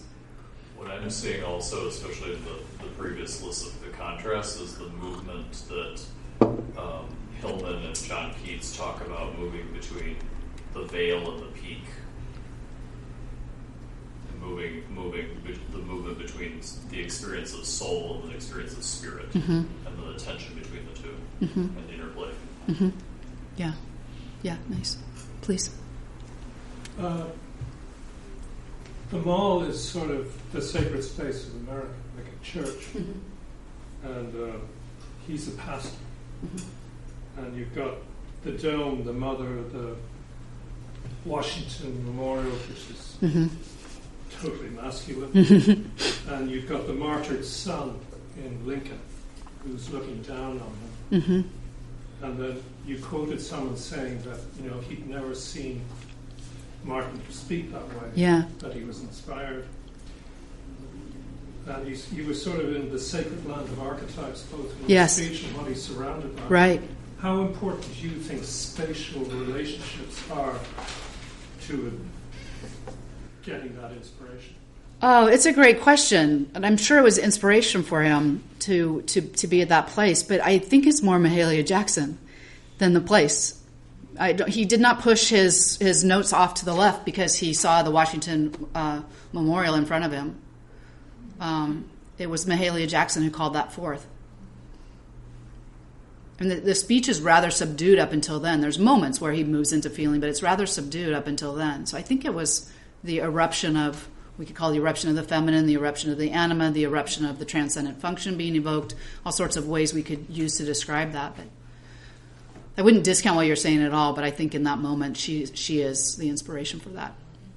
Perhaps what also emboldened it was the space, as you're saying, being like a holding environment or the ritual space for it, which then allowed for the eruption of the anima. Yeah. And King oftentimes fed off the energy of crowds. So it may also be that he was noticing that the energy of the crowd was not what he had hoped for. It was not giving this inspiring speech that he wanted to give, so he moved into that. I also think it's almost a moment of archetypal possession. You can think about being possessed by the archetype of transcendence and unity and transformation, for sure. So I want to take all this because I think this is incredibly instructive wisdom that we could, if our current slate of presidential candidates came to us for wisdom as Jungians or people who are interested in Jung, what we could tell them about evoking the imagination would have to do with evoking the feeling function, using more images, using more archetypes, not being so heady, policy there. And I wanted to play, before we kind of look at that kind of motley crew, I wanted to play part of the Obama speech in 2004, the speech that brought Obama onto the national stage and made Obama Obama, the speech without which I don't know if he would actually be president. And you'll hear now, having gone through this, you'll hear all sorts of echoes of what we've been doing.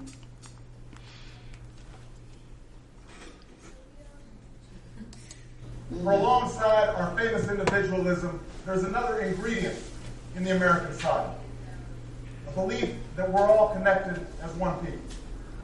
If there's a child on the south side of Chicago who can't read, that matters to me even if it's not my child. If there's a senior citizen somewhere who can't pay for their prescription drugs and have to choose between medicine and the rent, that makes my life poorer even if it's not my grandparent.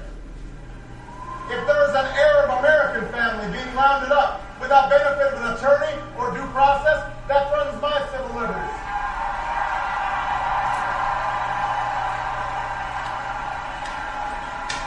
It is that fundamental belief, I am my brother's keeper, I am my sister's keeper, that makes this country work. It's what allows us to pursue our individual dreams and yet still come together as one American family. E pluribus unum, out of many, one. Now, even as we speak, there are those who are preparing to divide us. The spin masters, the negative ad peddlers, who embrace the politics of anything goes. Well, I say to them tonight, there is not a liberal America and a conservative America. There is the United States of America. There is not a black America and a white America and Latino America and Asian America. There's the United States of America.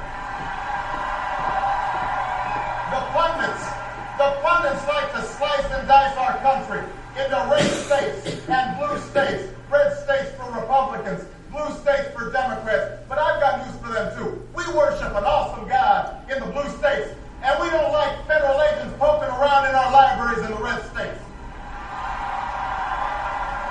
We coach Little League in the blue states, and yes, we've got some gay friends in the red states. There are patriots who opposed the war in Iraq, and there are patriots who supported the war in Iraq. We are one people, all of us pledging allegiance to the Stars and Stripes. All of us defending the United States of America.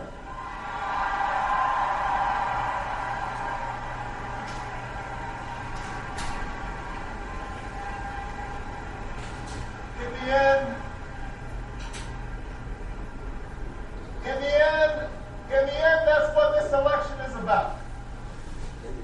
Do we participate in a politics of cynicism, or do we participate in a politics of hope? John Kerry calls on us to hope. John Edwards calls on us to hope. I'm not talking about blind optimism here. The almost willful ignorance that thinks unemployment will go away if we just don't think about it, or healthcare crisis will solve itself if we just ignore it. That's not what I'm talking about. I'm talking about something more substantial. It's the hope of slaves sitting around a fire singing freedom songs. The hope of immigrants setting out for distant shores. The hope of a young naval lieutenant bravely patrolling the Mekong Delta. The hope of a mill worker's son who dares to defy the odds. The hope of a skinny kid with a funny name who believes that America has a place for him too.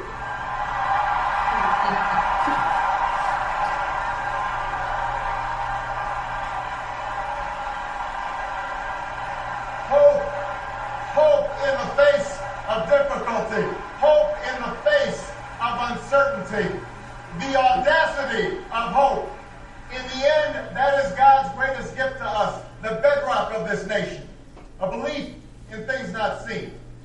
A belief that there are better days ahead. I believe that we can give our middle class relief and provide working families with a road to opportunity. I believe we can provide jobs to the jobless, homes to the homeless, and reclaim young people in cities across America from violence and despair. I believe that we have a righteous wind in our backs, and that as we stand on the crossroads of history, we can make the right choices and meet the challenges that face us. America, tonight, if you feel the same energy that I do, if you feel the same urgency that I do, if you feel the same passion that I do, if you feel the same hopefulness that I do, if we do what we must do, then I have no doubt that all across the country, from Florida to Oregon, from Washington to Maine, the people will rise up in November, and John Kerry will be sworn in as president, and John Edwards will be sworn in as vice president, and this country will reclaim its promise, and out of this long political darkness, a brighter day will come. Thank you very much, everybody. God bless you.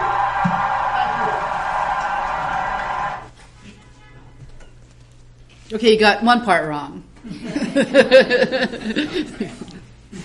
So what do you hear in the speech? Again, that invoking of opposites and creating a unity. Yep. And he does it with even with his hands. He evokes the opposites. Yeah. References to nature. Unity, connections. Archetype of unity. Well, it's also fascinating where you talk so much about hope. Like, that's the main symbol which he's evoking, the image he's evoking. Mm-hmm. And that was part of the speech, was moving from the jangling discord of the nation to the stone of hope. To the stone of hope. Mm-hmm. I think he used everyday examples in those opposites, right? We coach baseball here, and we see, homosexuals here. Yeah. It's just stuff we encounter every day. Yeah. Yeah, this is particularly brilliant. I love that part, how he does that. The red states and the blue states, and showing that we're not that far apart in those states with those examples.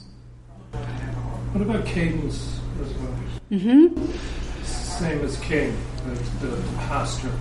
There's da-da-da-da-da-da. Mm-hmm. He turns at the same time. Mm-hmm. So he's like delivering an answer. Mm-hmm. Yeah, there's that sense of poetry and that force, right? That energetic force that's carrying that extroverted feeling function. Like, feel this with me, right? This is my hope. This is our hope. This is almost like I'm delivering it to you. And you can see the crowd just goes nuts. This crowd just goes nuts. Do you remember seeing anyone see the speech live when he first gave it? Some of you? I mean, I was like, my knees went weak. I collapsed on my couch and I wept. It was completely autonomous. It was just like, oh my God, what was that? Right? Watching it alone, I couldn't believe it. I stood up and clapped. It overtook you like that. You stood up and clapped. I collapsed. I'm like, what was that? Who was that? Right? And that's in the same way that the I Have a Dream speech is the moment when King becomes really king, capital K, king. Obama becomes Obama in that speech, right? And delivering that for us. He becomes... I mean, I don't know if he would have won the election without having galvanized everyone in 2004 like this. Whether he would be president by 2008. Yeah. What do you think that touches in the human psyche when you have, when all of these elements come together? What is it that gets stirred, do you think, in the human spirit or in the psyche? That's a good question. I mean, let's open that up and say, what's stirred? Because I'm arguing that the mechanism of this stirring is touching the archetypal, touching the unconscious, touching the nature archetypes that really live inside of us as natural human beings. So, what else? What's getting stirred? I think it goes back to what I said before about the dark and light.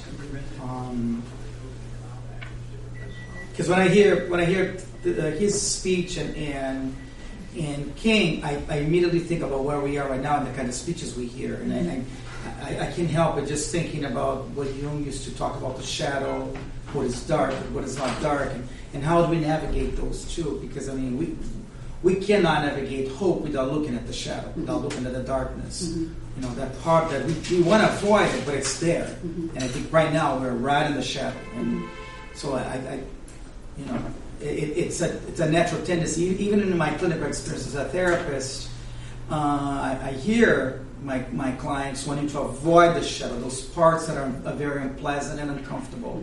And when I tap into them, some are receptive, some are very defensive.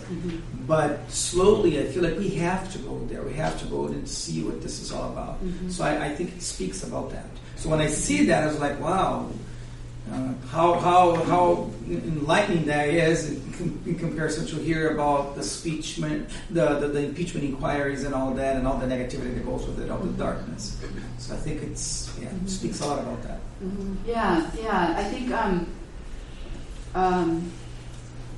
neither King nor Obama ignored shadow.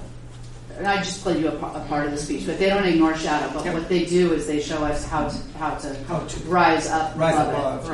Right. So it's based in reality. It's kind of he talks about that. It's not this unrealistic kind of hope. He actually defines the kind of hope he's using. It's not like a Pollyanna kind of hope. It's a specific kind of hope. Or even when you hear Mahalia Jackson, it's all the songs of hope is all based from that dark place that you need to go above and beyond. Even in like I was saying, You'll Never Walk Alone, it's from a very dark moment that you have to go above and overcome that. Yes, it's this way of taking what's dark and heavy and deep inside and elevating it, bringing it up, right? Bringing it up to the spirit. Yes. And there's something that evokes in us when that happens. What I see. I think it taps into our basic need to belong. He talks about the fundamental belief that I am my brother's keeper, I am my sister's keeper. And what we know about Obama's family was that not everybody did belong. He didn't get to be with his father very often at all. He then had a second family, a stepsister. So not only for him, but for many, many people, family is not exactly cohesive, but it is our basic desire. It's a need.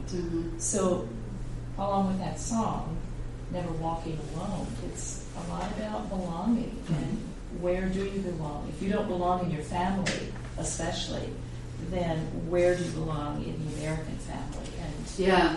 And I have an essay on, it's called The Content of Their Complexes, where I look at Obama and King and what their psychological complexes are and how they use those complexes to work with the country. And with Obama, I talk about that he was a divided self. Right. It's a black father and a white mother. He literally was divided. He was called Barry when he was younger and then chose Barack. And there was a division in which side of your identity are you going to choose.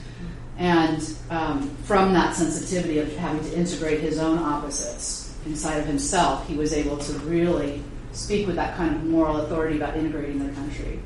And that there was a certain power in the lived experience that he had, for sure. Thank you. Kyle, and then we'll go back. From what everybody is saying, I think we are catching on to it. I mean, it's like the combination of combining these complementary opposites, the cadence, the appeal to the goodness of people, opens something up, and from those two disparate, the ways in which they're dealing with complementary opposites, that is, when that joins together, and you said earlier, which I found really helpful, is that the bridge really is a symbol, to use a symbol. It brings them together, and when it comes together in a symbol, because they're obviously emotionally building the psychic heat in the audience, right? Right. So when it gets to that point, you have the transcendent function in the audience. That's masterful. Oh yeah, right. And I think part of why he works this so well is he's so sincere, right? Because you can write a speech for someone and you can put all these things I'm arguing inside of that speech, and someone delivers it without sincerity or without really, really feeling it, and it's not going to land that way. You're talking about, right? I'm talking about. Which one you're talking about? They're so sincere. You're saying both about King. Yeah, both. You really feel King's investment when he starts with the dream, and that the line about his poor children being judged by the content of the characters. Really feel the investment and the sincerity in a way that I think he was totally sincere in the first part of the speech too. But he's reading words a little bit in the first part of the speech. He's thinking in the first part of this is a good metaphor. In the first part, the second part is pure, authentic feeling. Okay. What I hear them both embodying is the sovereign archetype, but particularly the king, and in the unification of all the opposites. Mm-hmm. And if you, Obama being they're both Obama and Trump are populists, but Obama was playing out more of the empowerment end of populism and in the unification, and Trump is playing out more of the shadow power side of it. Mm. Yeah. Yes. A really great contrast would be to listen to When We Won't. Listen to Trump's his acceptance, his speech, inaugural speech, his inaugural speech. To listen to that in comparison to what we hear here, and if you want to listen to it, you can just go through the text and look at it. Though certainly, absolute contrast inside of the way they're using that energy. Yeah, I wonder if we could also, because you were talking about moving out to the cultural level with this, like with Hillman's work, how there's that within the shadow and light of American culture, there's the power side of it, which is colonialism and all of the dark things that have happened. And then there's the constitutional side of the civil liberties and the all people being created equal and that side. And then it's working with that all of our leaders are working with these two tensions. Yeah. The ideal and the real. Yeah. In Karen Horney's work, when she talks about the ideal self and the real self and the actual self in between, that's what I think I write about that in my book too, about that tension. Yeah. That you asked what was moved, and yes, it's going into the shadow, and what's moved I see as being the soul, but more so in these experiences is the collective shadow, and then the collective soul being evoked and moved forward. And what I was thinking is that we have, maybe more on an unconscious as well as conscious axis, we are constantly being influenced by the collective. That the soul is not just personal, that it's part of the collective. And so during times that release these speeches and these movements, that we're also experiencing our own relief of the collective shadow and moving into light. Both oh my gosh, this is addressing that, as well as potentially actually experientially feeling that during these public speeches. Right. Because that's the job of the leader, the extroverted feeling leader, is to feel with us and for us and move us into more of the light and the possibility of human spirit versus taking us back into the darkness, which you can also do with extroverted feeling. And I had and this probably is just saying it a little bit differently. Recently I was thinking about public figures, that really what they are is collective symbols, and symbols are always moving the conscious and unconscious energies. And that's what I was saying, that's also what we're doing and experiencing while we're hearing these speeches. Yeah. One more comment and then we'll take I was going to say about Obama, he's way beyond American culture, because if you had gone around the world or traveled to, especially Europe, I go to Europe a lot, I have family there, people adored him. He was loved around the world. So what he reached was way beyond American culture. He was reaching something that was very deep in in the human nature as opposed to cultural. Yeah, well, King too. Because that I Have a Dream speech has been played all over the world as an inspiring anthem. And King was beloved all over the world as well. I mean, both of them really, way beyond the American culture. Because the archetype of unity and transformation is archetypal. It's not an American thing, right? But because we have such stark contrasts here, we're such a good illustration of that. Yeah. Like Jung, because Jung is also worldwide. Right, when you're touching on that particular level. Yeah. I want to take just another 5-minute break, so I want to come back and talk about who's running now and what's going on with them. Okay, so another 5 minutes or so. Play one last video about Obama, and I'll kind of wrap that up, and then we'll move forward. But I think this is getting at a lot of what I've been talking about as well.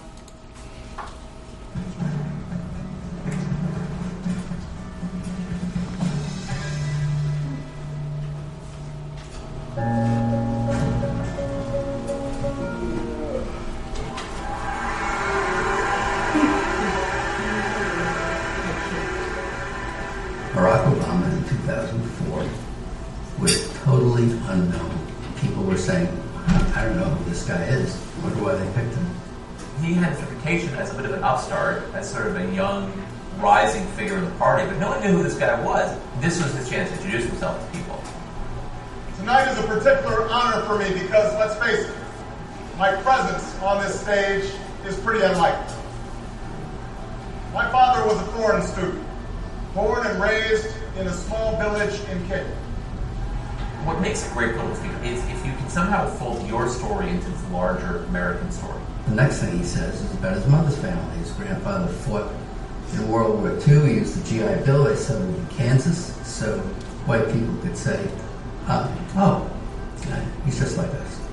My parents shared not only an improbable love, they shared an abiding faith in the possibilities of this nation. I stand here knowing that my story is part of the larger American story, that I owe a debt to all of those who came before me, and that in no other country on earth is my story even possible. Going into this speech, we've had 4 years of George Bush, and we felt as a country like we've grown further apart. 2004 was very much a divisive partisan race. Obama's speech is in some ways an antidote to that. Alongside our famous individualism, there's another ingredient in the American side. A belief that we're all connected as one people. If there is a child on the south side of Chicago who can't read, that matters to me even if it's not my child. If there's a senior citizen somewhere who can't pay for their prescription drugs and have to choose between medicine and the rent, that makes my life forward even if it's not my grandparent. It is that fundamental belief, I am my brother's keeper, I am my sister's keeper, that makes this country work. E pluribus unum, out of many, one. He gives a speech that prestages his entire political message in 2008, which is this sort of post-partisan argument. Now, even as we speak, there are those who are preparing to divide us. The spin masters, the negative ad peddlers, who embrace the politics of anything goes. Well, I say to them tonight, there is not a liberal America and a conservative America. There is the United States of America. Obama was born with two great gifts.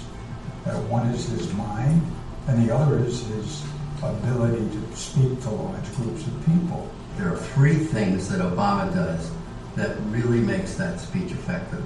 He wants concrete detail. He likes story, and he loves antithesis, the use of repetition and structure to show contrast. There is not a liberal America or a conservative America. There is one America. There is not a black America and a white America and Latino America and Asian America. There's the United States of America. The pundits like to slice and dice our country into red states and blue states, but I've got news for them too. We worship an awesome God in the blue states, and we don't like federal agents poking around in our libraries in the red states. We coach Little League in the blue states, and yes, we've got some gay friends in the red states. We are one people, all of us pledging allegiance to the Stars and Stripes, all of us defending the United States of America. The way he uses his hands points a lot, and does a lot of this, a lot of this, a lot of that. In doing so, he gives off this sense of energy. I am new. I'm someone who is dynamic. And he doesn't do that so much anymore. He's a little more solemn and reserved when he gives speeches today. And I think it's more reflective of his office. In the end, that's what this election is about.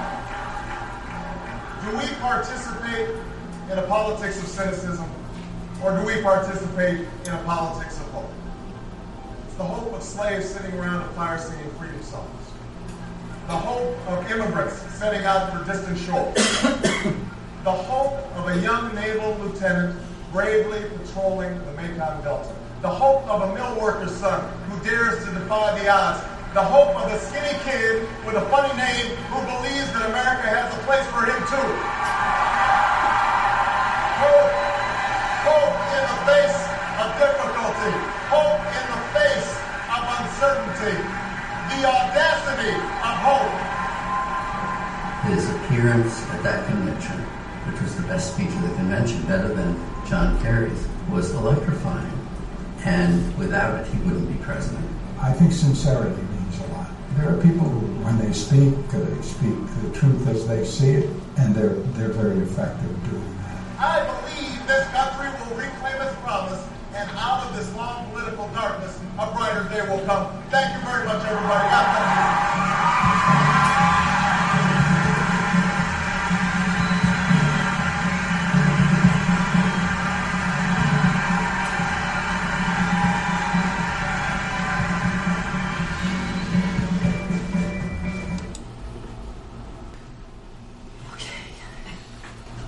Got me again. Any other thoughts about Obama or that speech before we kind of turn to look at our current crew? I was thinking of just an image in my head when you were talking about the different opposites, and it was like a pendulum going from positive to negative, getting through like the surface. And that the constant use of that gets you down into the collective unconscious. Nice. It's like a process. Right. It's kind of like that. And that's what it is with the sounds. Nice. I wonder what it would have been like if he continued that type of energy and rhetoric in his presidency. Yeah, I was thinking about the question about whether the spirit of the place calls forth an archetype like that or energy like that. So this is a convention, and he's shilling not himself necessarily, but it's for Kerry and Edwards, and he's there to inspire people to vote for the Democratic Party, which is a very different role that he's in as President of the United States, right? So it's an interesting question: what would happen if he had maintained that sort of energy, vitality? He didn't carry a lot of the feeling function forward in his presidency. There were moments of it, for sure. Maybe it was just fatigued. Could have absolutely been fatigued. Absolutely been fatigued. And his sense of being a statesman is something different than being this inspiring. But yeah, there was some criticism of that, of him not bringing forward that more. And when there were national tragedies, he did come up when there were national tragedies sometimes and carry the feeling function, but not always. You were going to say? I was going to say the same thing. Yeah. Do you have an example, or can you think of a time when he did that? Every time there was a mass shooting. Yeah. And he would come and he would speak, and he would speak to the wounds and to the trauma of not only the victims but the nation that had to watch it. Yeah, for the mass shootings. Yeah. I thought he was always very good. Mm-hmm. So think about maybe just 5 minutes or so thinking about Trump a little bit in terms of this, in terms of what images and symbols has Trump used to galvanize his base? If we assume that he did something, what images or symbols stand out to you that are going to be associated with him? Fire and fury. Fire and fury? Like no one's ever seen before? Mm-hmm. Definitely fear. Mm-hmm. Those are the feelings, yeah, anger, fear. But what images or symbols has he used? Walls and separation. Yeah, wall, right? The wall. Conspiracy theories. Yeah. Let's stay on the wall for a second because the wall's super, super powerful. And he knows it's super powerful because he knows if he doesn't deliver on it, he's less likely to get elected. And I say that today because he might be impeached by next week. But thinking about this, but he knows that was a promise he needs to deliver. But also what the wall symbolizes. Yeah, we're talking about symbols because right. I think it's interesting because both King and Obama, they don't reinforce otherness as a very bad thing. And Trump, he talks about otherness, Mm-hmm. always as a very negative thing, as a let's use the word shadowy thing. Mm-hmm. And I think that's exactly why the wall is so powerful in that sense. Otherness is no longer something of either or as inclusion, but as disintegration, as breaking apart. I appreciate that because it's like Obama and King are talking about usness, and Trump is like otherness, right? There's a real contrast inside of that. So division versus unity. Yep. So the wall is highly symbolic, of course, right? So what else is it symbolic of? You said it was separation, otherness. Did you have a thought? Well, just it's so me-based. I mean, it's, that's what he stands for. Is just me. Me. Yeah. Me. And not us. It's me. Yeah. Well, there's an aspect of it protecting us. There's an aspect of that, but it's protecting a group of us, not all of us, right? Please. He projects a lot of imagery of ostentatious wealth, which I think that's part of what it's protecting. So the us, whoever they are, that small group. Ironically, ostentatious us, the rich, but the forgotten man, which he runs on, right? Like I'm your voice, I'm your advocate. You coal miners, you poor people.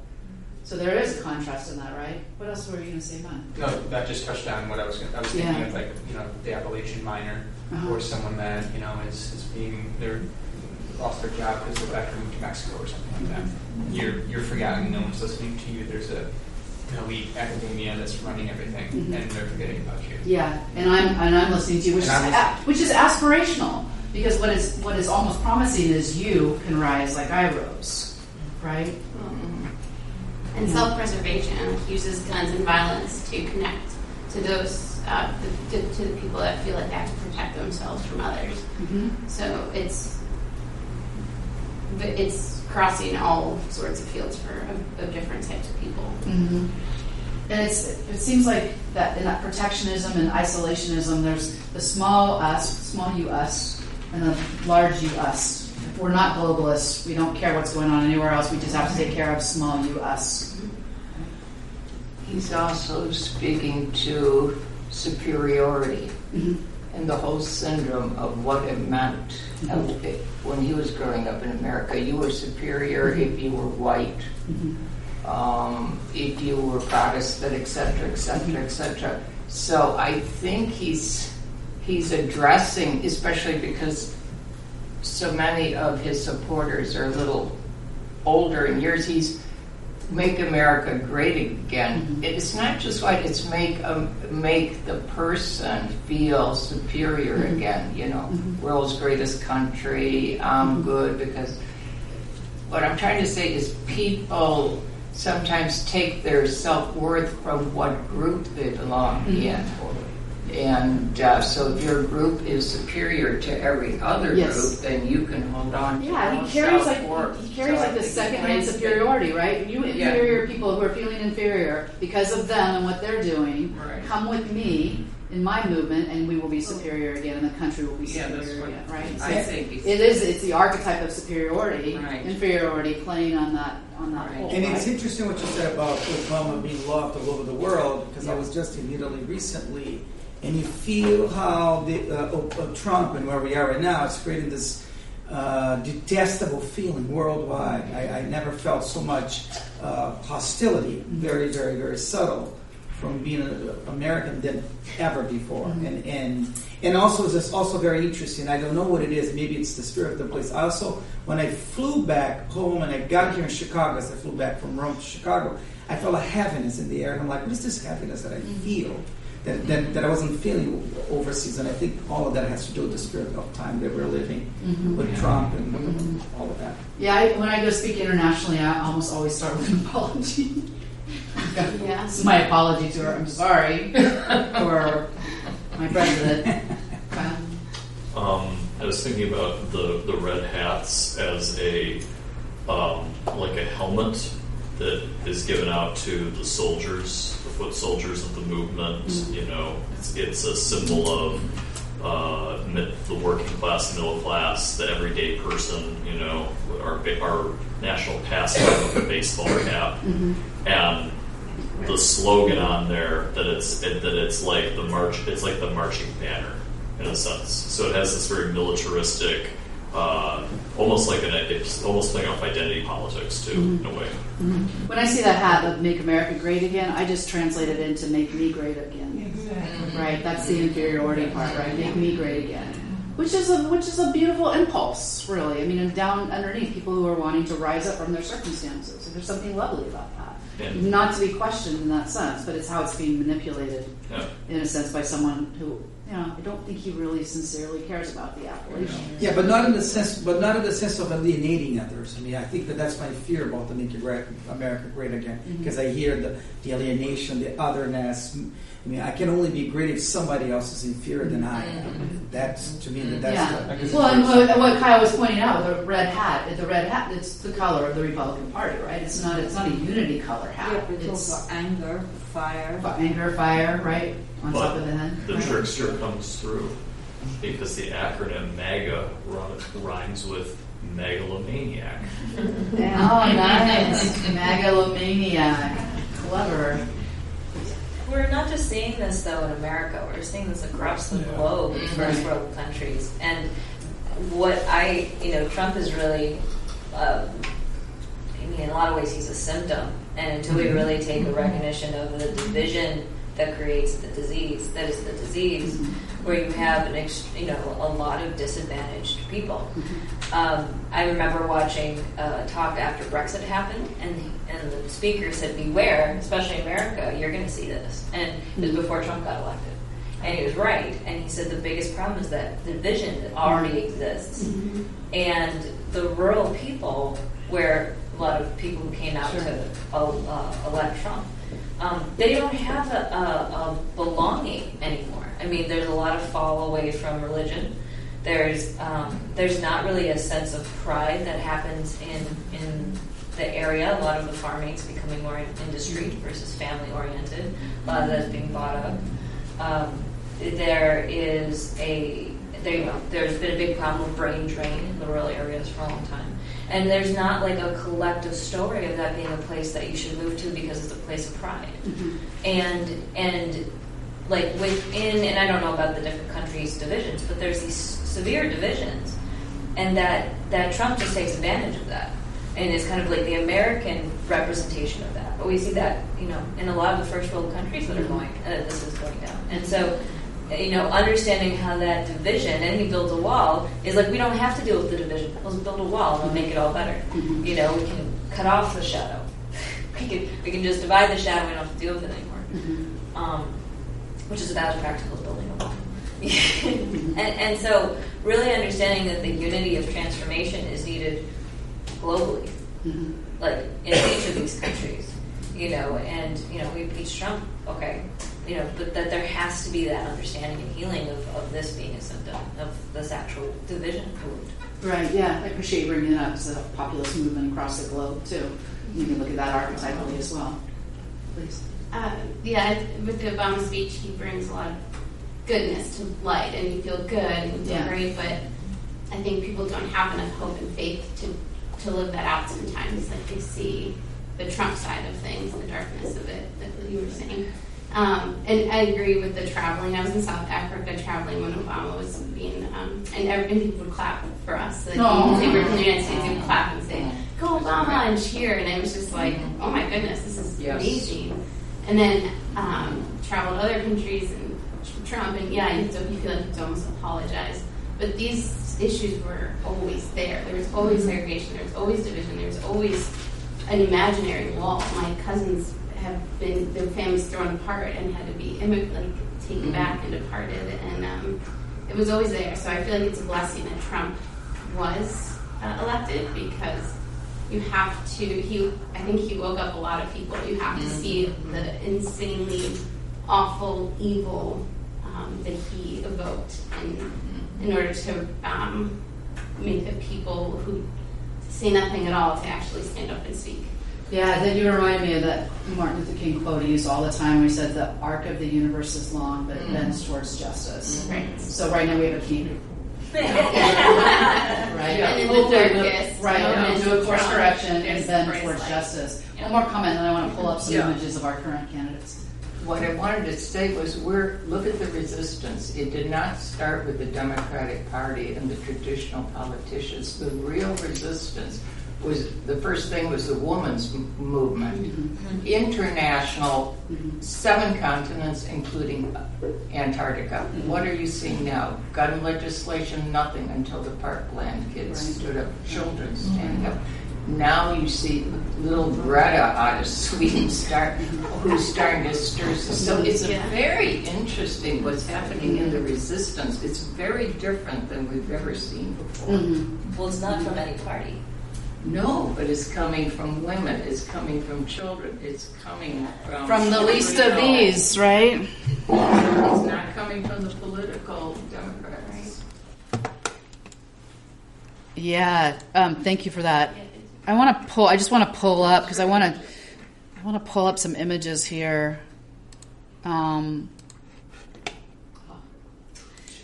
So here's what I did to kind of frame this part of the talk, is I went to the major candidates' websites and I looked at their merchandise they're selling, because merchandise has to do with symbolism and image, right? So you can buy this poster if you'd like. What is this? Superman. Pow. I mean, right? Yeah. Big hand. Huge hand. Hysterical. Huge hand. Force, right? Right.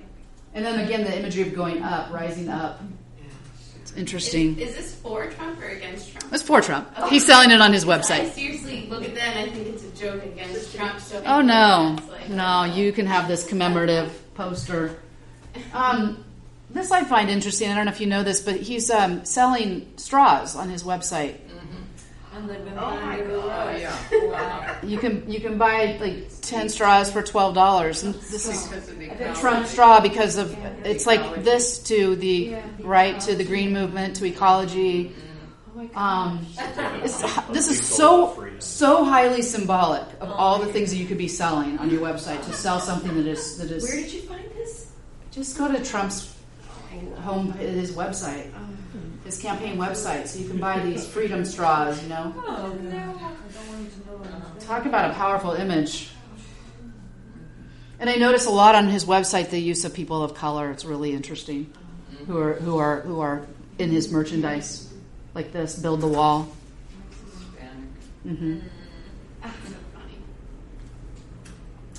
This is a decal you can buy. So this idea of the witch hunt is a really good image he's using, an evocative image. And also, we didn't mention, but the drain the swamp, so important as an image, as a symbol. So Democrats being the swamp creatures. You get this decal, or you can get these water bottles.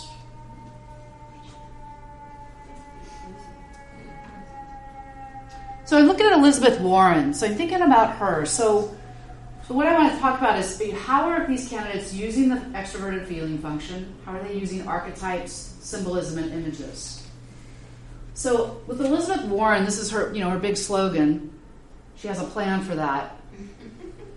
It doesn't really evoke the imagination, right? It's a thinking function. And that's the problem with Elizabeth Warren, is that she evokes the thinking function. She's the matronly teacher. I love her. I would vote for her for that. I need a plan. You need a plan. I need a plan. Yeah, but she does it with so much emotion. She does, though. She carries it with emotion when she speaks. Yes. Well, she certainly needs a is. new graphic artist, that's for sure. Yeah. It's terrible. She's the only one in all the merchandise I found that is actually using the word dream. So this is from Elizabeth Warren, although you would never know it was from Elizabeth Warren if you look at it. I mean, it might say that right here. Down low. Dream big, fight hard. She needs some boxing gloves so we get Rocky. These are some of her buttons. The word persist she's using a lot, which is, again, it's not a word that really evokes, for me, a lot of emotion, or it doesn't, I don't want to persist. It's not inspiring. Yeah. No, that's when she stood up to McConnell and she said, but she kept, she persisted. Yeah, yeah. But you know, if you know the backstory, you know this. But I don't, just to wear a button that says persist, persist, persist. It's not. It sounds annoying. It's not. I wear it. You okay? You're all in. Wear that purple. I like the rainbow. Persist responsibly. She's got some. Which is also kind of a little bit of that matronly school teacher thing she gets criticized of, like persist, but persist responsibly. She's the only one who has these glasses or things that could have alcohol that actually have a message on them about how you use them. But what, for those of you who are tracking her, what images is she evoking, or what in the imagination is she evoking? Persistence. Mm-hmm. Perseverance, fighting, toughness, energy. Certainly energy. Be yourself. The idea of the the selfie lines that she has. So she will, after every rally, she will wait until the last person is gone and take selfies with them. Mm-hmm. Sometimes 4 hours go by and she's still taking selfies. That's a very symbolic image of being there. And she says, she was asked, why would you wait for 4 hours? And she said, well, there's someone waiting for me for 4 hours. And it's like I'm with the grassroots. If they're going to wait 4 hours, I'm going to wait 4 hours. Mm-hmm. It's really that. I think that's evocative. Well, and Trump puts women down so much for being persistent, for being ourselves, for being feminine, Mm-hmm. and I think she is bringing that to light. Yeah, that we are women and we are feminine and we are pretty damn wonderful. Yeah, but responsible. It's interesting, like she literally enacts what we're talking about being inspiring and various other things.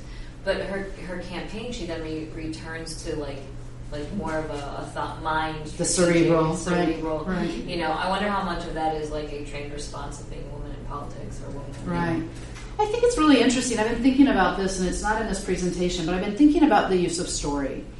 Because one of the things that it's a trope now that presidential candidates will say, here's a story of this person and what this person went through. And when the presidents go give their State of the Union, they plant people in the audience and they tell their stories.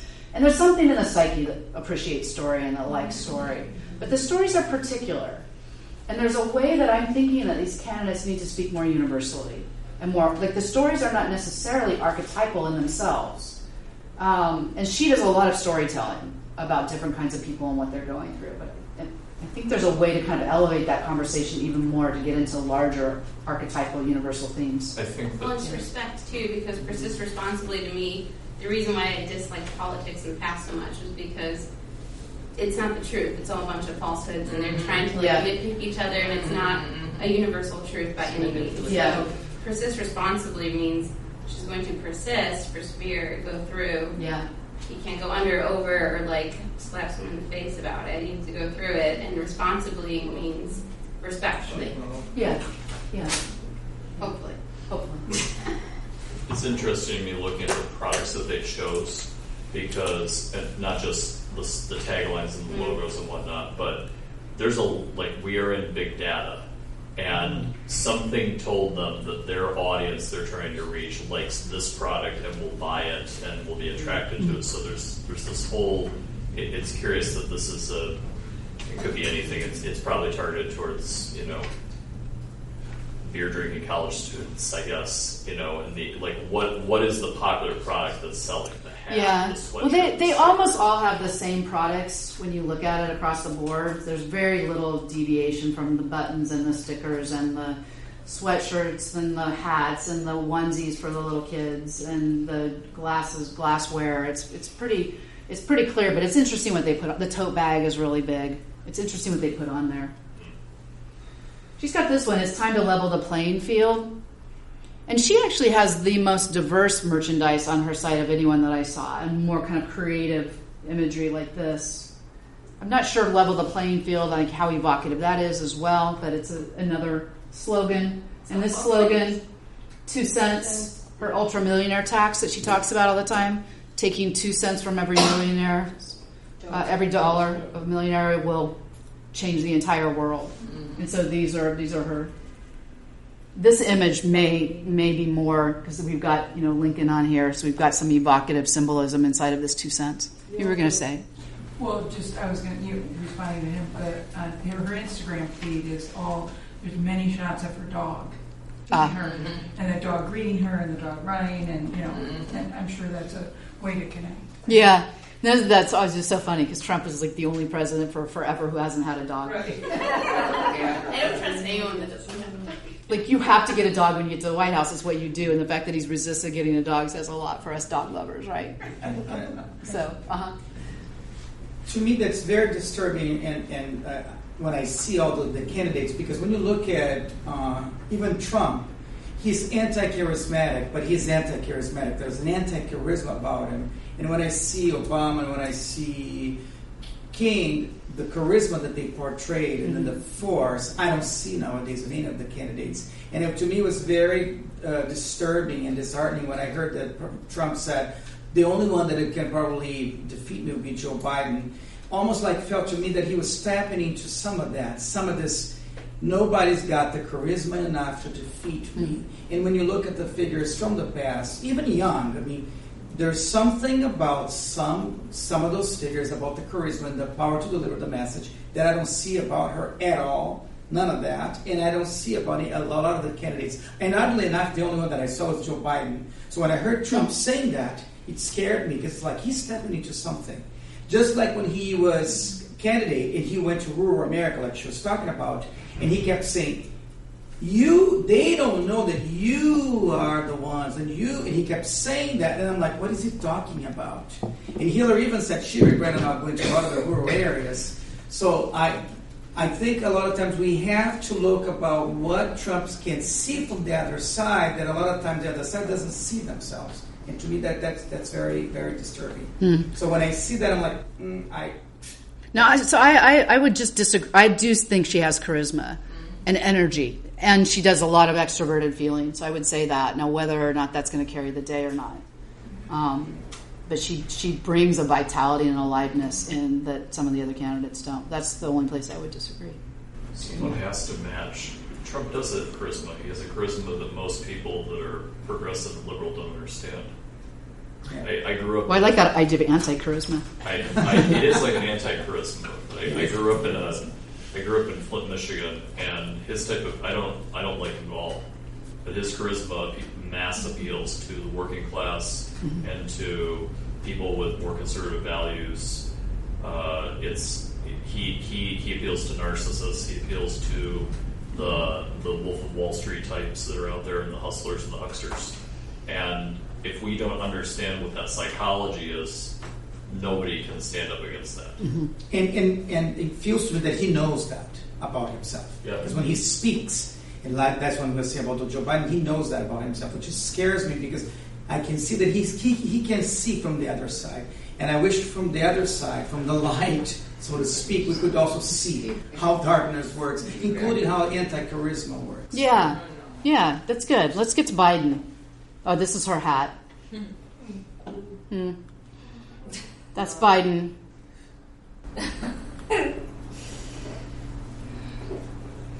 Similar graphics. We choose science fiction. We choose science over fiction. That's kind of a fun one. We choose unity over division. We choose hope over fear. So there's some of that, transcendence that's trying to get to there. Truth over lies. But he's making a division in that. Yes, he's naming the division and saying we're going to rise above the. But instead of the other, Yeah. The people who are attached to back here. It's like, instead of being like, oh, there's this lie or this lie, and hope is the unification, it's like he's dividing hope and lies, Yes. so it can Yeah. be a unification. Yeah, you are the party of lies, we are the party of truth, right? This is a very popular design on his merchandise, the aviator glasses.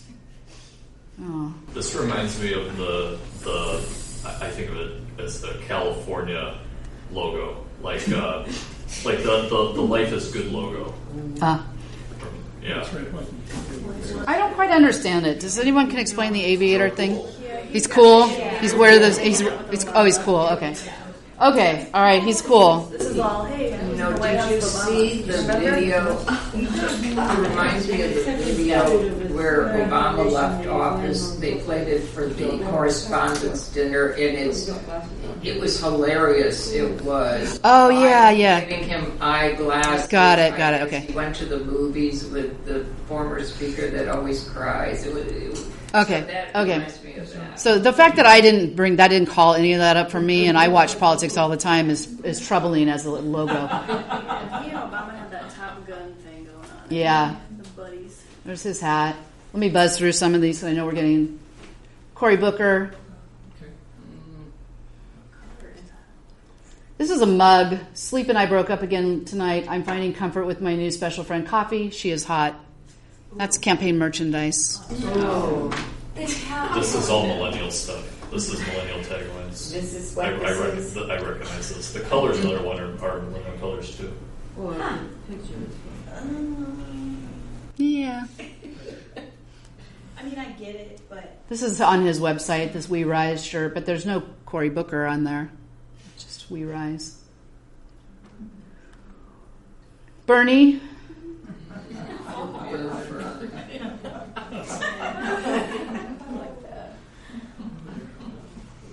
But as a symbol, feel the burn?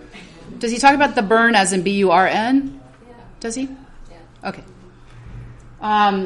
Medicare for all, college for all, Medicare for all, jobs for all, justice for all. Here's a unity candidate. All together now. Not me, us. Right. Although it's interesting that his other campaign stuff says feel the burn, which is very much about him. So, but this is the one that I'm seeing the most unity and the least divisiveness in his material, and some real diversity in his merch, his hat. We haven't seen any faces. Mm-hmm. It's interesting. Some of them choose to go by first name, some go by last name. So it's Cory, it's Bernie. Bernie's got his hair glasses thing. Amy Klobuchar, working on the green here, unlike any other candidate, really. She's got Amy for America, Equality for All, Amy for America. Kamala Harris, this is a poster you can buy on her site, For the People. Kind of echoes Obama's old poster. Mm-hmm. Mm-hmm. It also echoes the Che Guevara poster. Well, it explains the Saturday Night Live flick that they did on her, because the actress did this exact same look over and over again on the Saturday Night Live part last week. Yeah, and this is the prosecutor, I think she's trying to play on the fact that she's a prosecutor for the people. And then she's also got For the Culture, which is, there's a whole tab on her website about historically black. And so she's also narrowing down in that sense into a specific cultural group. And then playing on the idea of fearless. It goes back kind of evoking, right? That's another emotional, trying to evoke something there. Going back to the Elizabeth Warren as well, right? See this rainbow font that's in a lot of the candidates, that would not appeal in Flint. No. Right. Right. This is younger. We're the hip multicultural. Yeah. This is all. And this is pre-nomination, so we can look to see once someone gets the nomination what they're going to do then, because I find most of this really uninspiring. But it may become more inspiring once they capture the nomination. So I just pulled the hats out for you to see. And, contrast that with Trump's red, Make America Great Again, right? Where a literal slogan, an image, a fantasy, an archetype is on the hat, and here we just have names. or is urban slick? That's what I'm talking about, the anti-charisma, where I think it's much more powerful so far. Right. Well, and here you're aligning yourself if you wear the hat with a person, not necessarily an idea or the imagination, right? With one exception of the hats, we have Pete Buttigieg's hats. Mayor Pete. And I don't quite understand "Win the Era" as a slogan, but I know it's appealing to younger people since he's the youngest candidate. But he was the only one I could really find with a slogan on a hat.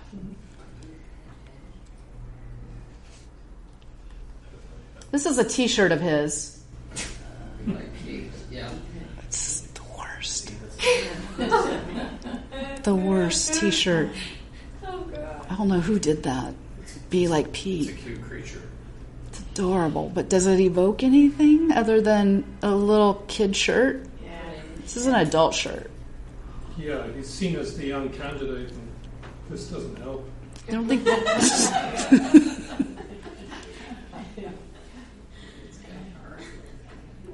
He also has a shirt I didn't pull up that says names him, his husband, and their 2 dogs on there. So that's another dog evocation. The Pete's got heart.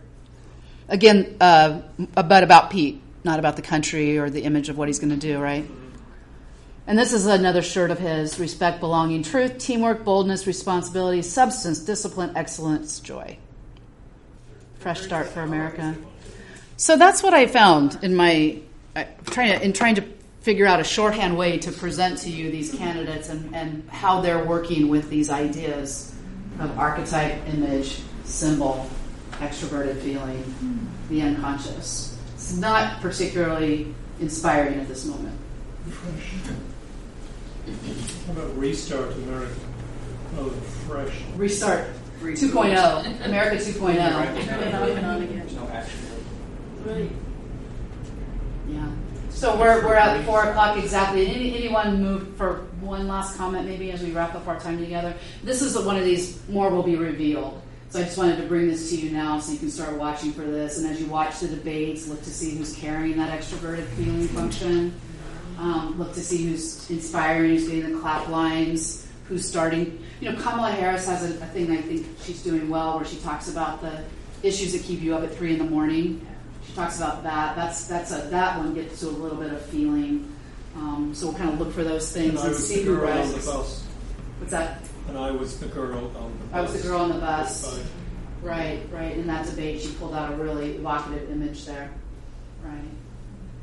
Thank you so much. It was really fun putting this together. You've been a great audience. Thank you.